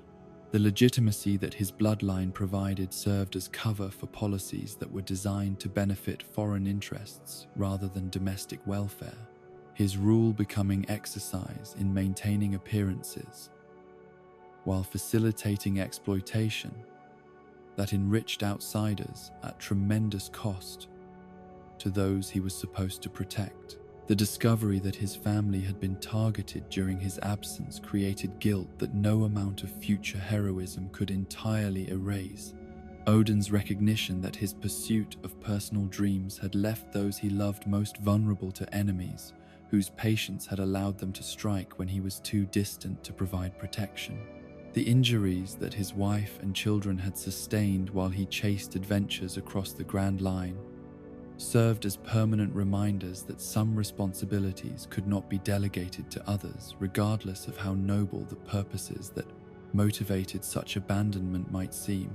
The rage that consumed him upon learning of these attacks was tempered by wisdom that had been earned through exposure to conflicts that had taught him the difference between justice and revenge. His understanding that blind fury would serve his enemy's purposes better than his own, forcing him to approach the situation with strategic thinking rather than emotional response. The assault he launched against Orochi was calculated to eliminate the source of Wano's corruption while minimizing harm to citizens who had already suffered enough under the tyrant's misrule. The failure to achieve decisive victory during this initial confrontation was due not to inadequate preparation, but to Orochi's cowardice, his ability to escape through methods that prioritized survival over honor, demonstrating why such creatures could achieve temporary success despite their fundamental unfitness for leadership.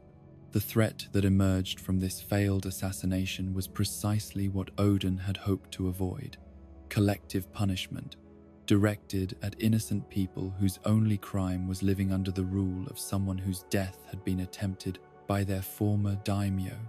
The bargain that Orochi proposed in the aftermath of this failed coup was structured with cruel genius that transformed Odin's greatest strengths into instruments of his own humiliation. The 5 years of public degradation serving multiple purposes that went far beyond simple revenge. The dancing that he was required to perform stripped away dignity that had been built through decades of honorable service, while simultaneously providing entertainment that mocked everything he had ever stood for, his weekly appearances serving as regular reminders to the population that even their greatest heroes could be reduced to objects of ridicule. The gradual erosion of public faith that resulted from these displays was perhaps more devastating than any physical torture that might have been inflicted. Odin's reputation transforming from symbol of hope into source of shame as citizens who had once looked to him for leadership began to question whether their faith had been misplaced in someone whose behavior now seemed to confirm their enemies' claims about his unfitness for responsibility. The laughter that greeted his performances was generated not by joy, but by the psychological need to distance themselves from someone whose degradation reminded them too painfully of their own helplessness. The isolation that accompanied this public humiliation was made more bitter by his inability to explain his motivations to people whose lives depended upon his continued compliance with demands that appeared to serve no purpose beyond satisfying sadistic impulses. The retainers who had once followed him without question began to doubt not just his judgment but his sanity, their concern for his well-being, creating additional pressure that made his chosen sacrifice more difficult to maintain as the years stretched on without any sign that his suffering was achieving its intended purpose. The realization that Orochi and Kaido had never intended to honor their agreement came not through dramatic revelation, but through accumulated evidence that their promises had been designed to buy time rather than establish genuine peace, their preparations for permanent occupation becoming increasingly obvious as the 5th year of his humiliation approached its end. The factories that continued expanding, the weapons that kept being produced, the foreign personnel who showed no signs of preparing for departure, all of these indicators pointed toward betrayal that had been inevitable from the moment their bargain was struck. The decision to abandon his peaceful approach and resort to violence was made with full knowledge that such action would likely result in his death. Yet the alternative, allowing Wano to remain under foreign domination indefinitely, represented betrayal of responsibilities that he had inherited not just from his father, but from centuries of ancestors who had preserved their nation's independence through their willingness to sacrifice everything in its defense.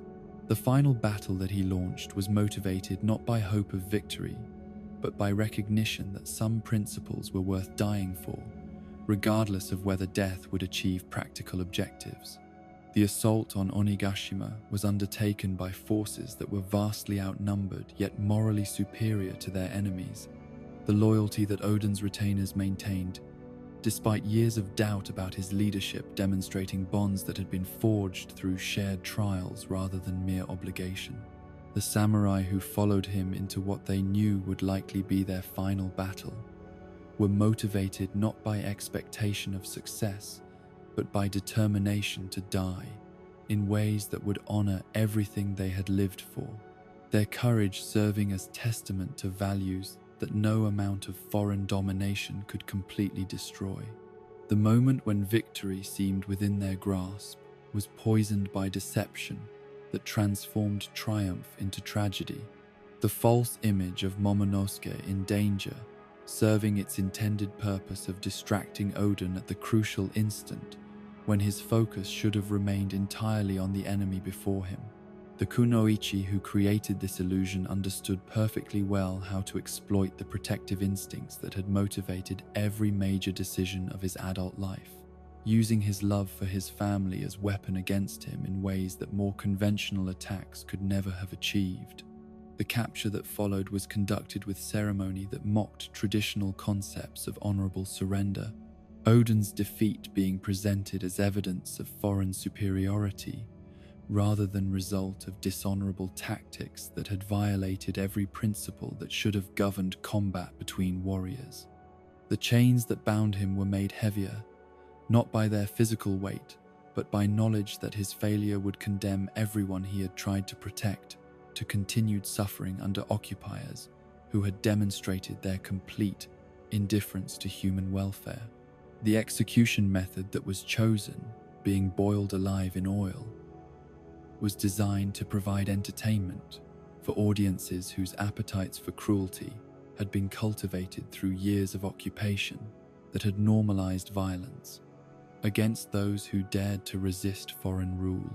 The platform that would serve as stage for his death was positioned to ensure maximum visibility for spectacle that would serve as warning to anyone who might consider following his example.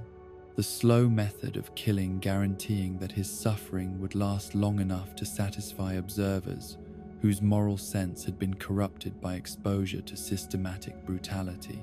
The final bargain that was struck in his last moments alive demonstrated how completely he had learned to prioritize others' welfare over his own survival.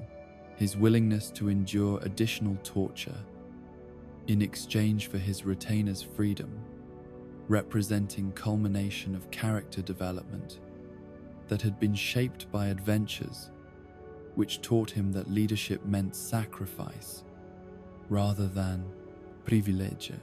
The hour he spent in boiling oil while supporting his followers above his head served as ultimate expression of values that had guided him throughout his journey from restless prince to martyred hero. The strength that sustained him through this ordeal was drawn not from physical conditioning, but from spiritual conviction that his death would serve purposes greater than his individual survival. Each moment of agony becoming offering to future generations, who might benefit from the example he was providing. The retainers whom he lifted above the deadly heat served as symbols of everyone whose freedom depended upon his willingness to bear pain that others could not endure, his sacrifice becoming bridge between present suffering and future liberation. The smile that marked his final moments was directed not at enemies who had orchestrated his death, but at possibilities that would emerge from his martyrdom, his vision extending beyond immediate circumstances to encompass changes that would unfold across decades, as his example inspired others to continue resistance that he could no longer lead personally. The will that he proclaimed in his dying breath carried across Wano like prophecy, promising that oppression was temporary while the spirit of freedom was eternal, that his death represented not ending but beginning of struggles that would continue until justice was restored. The legend that emerged from his sacrifice transcended historical facts to become spiritual force that sustained hope during 20 years of continued occupation. Proof that some forms of influence could not be eliminated through physical death when they addressed needs that were fundamental to human dignity and national identity. The children who grew up hearing stories of his courage inherited not just memories but obligations to continue work that he had begun, their understanding that freedom was worth any sacrifice, providing foundation for the revolution that would eventually fulfill the promises contained in his final words. And so we reach the end of our journey through the shadows that shaped these legendary souls, having witnessed how the deepest wounds can forge the strongest hearts, how the greatest love often emerges from the ashes of the most profound loss. Each story we have shared tonight carries within it the same eternal truth, that suffering, while inevitable, need not be meaningless when it serves to illuminate the resilience of the human spirit and the transformative power of choosing compassion over bitterness. From the Don Quixote brothers whose shared trauma led them down opposite paths, to Kuma whose love transcended even the boundaries of consciousness itself, we have seen how tragedy becomes the crucible in which heroes are forged. Robin's 20 years of running taught her the value of belonging, while Chopper's rejection by two worlds led him to create a third, where acceptance was freely given. Nami's theft was motivated by the purest love, and Kairos proved that devotion could survive even the erasure of memory. These are not tales of victims, but of survivors, not stories of defeat, but of transformation. The tears they shed watered the ground from which their greatest triumphs would eventually grow. Their pain became purpose. Their loss became legacy. Their scars became the foundation stones upon which they built lives of meaning that touched countless others. Rest now, gentle soul, knowing that even in the darkest nights, dawn awaits those who refuse to surrender hope. Dreams, like love, are eternal. They survive every storm, outlast every tragedy, and light the way for all who dare to believe that tomorrow can be better than today. Sleep peacefully, cradled by the knowledge that every ending is also a beginning.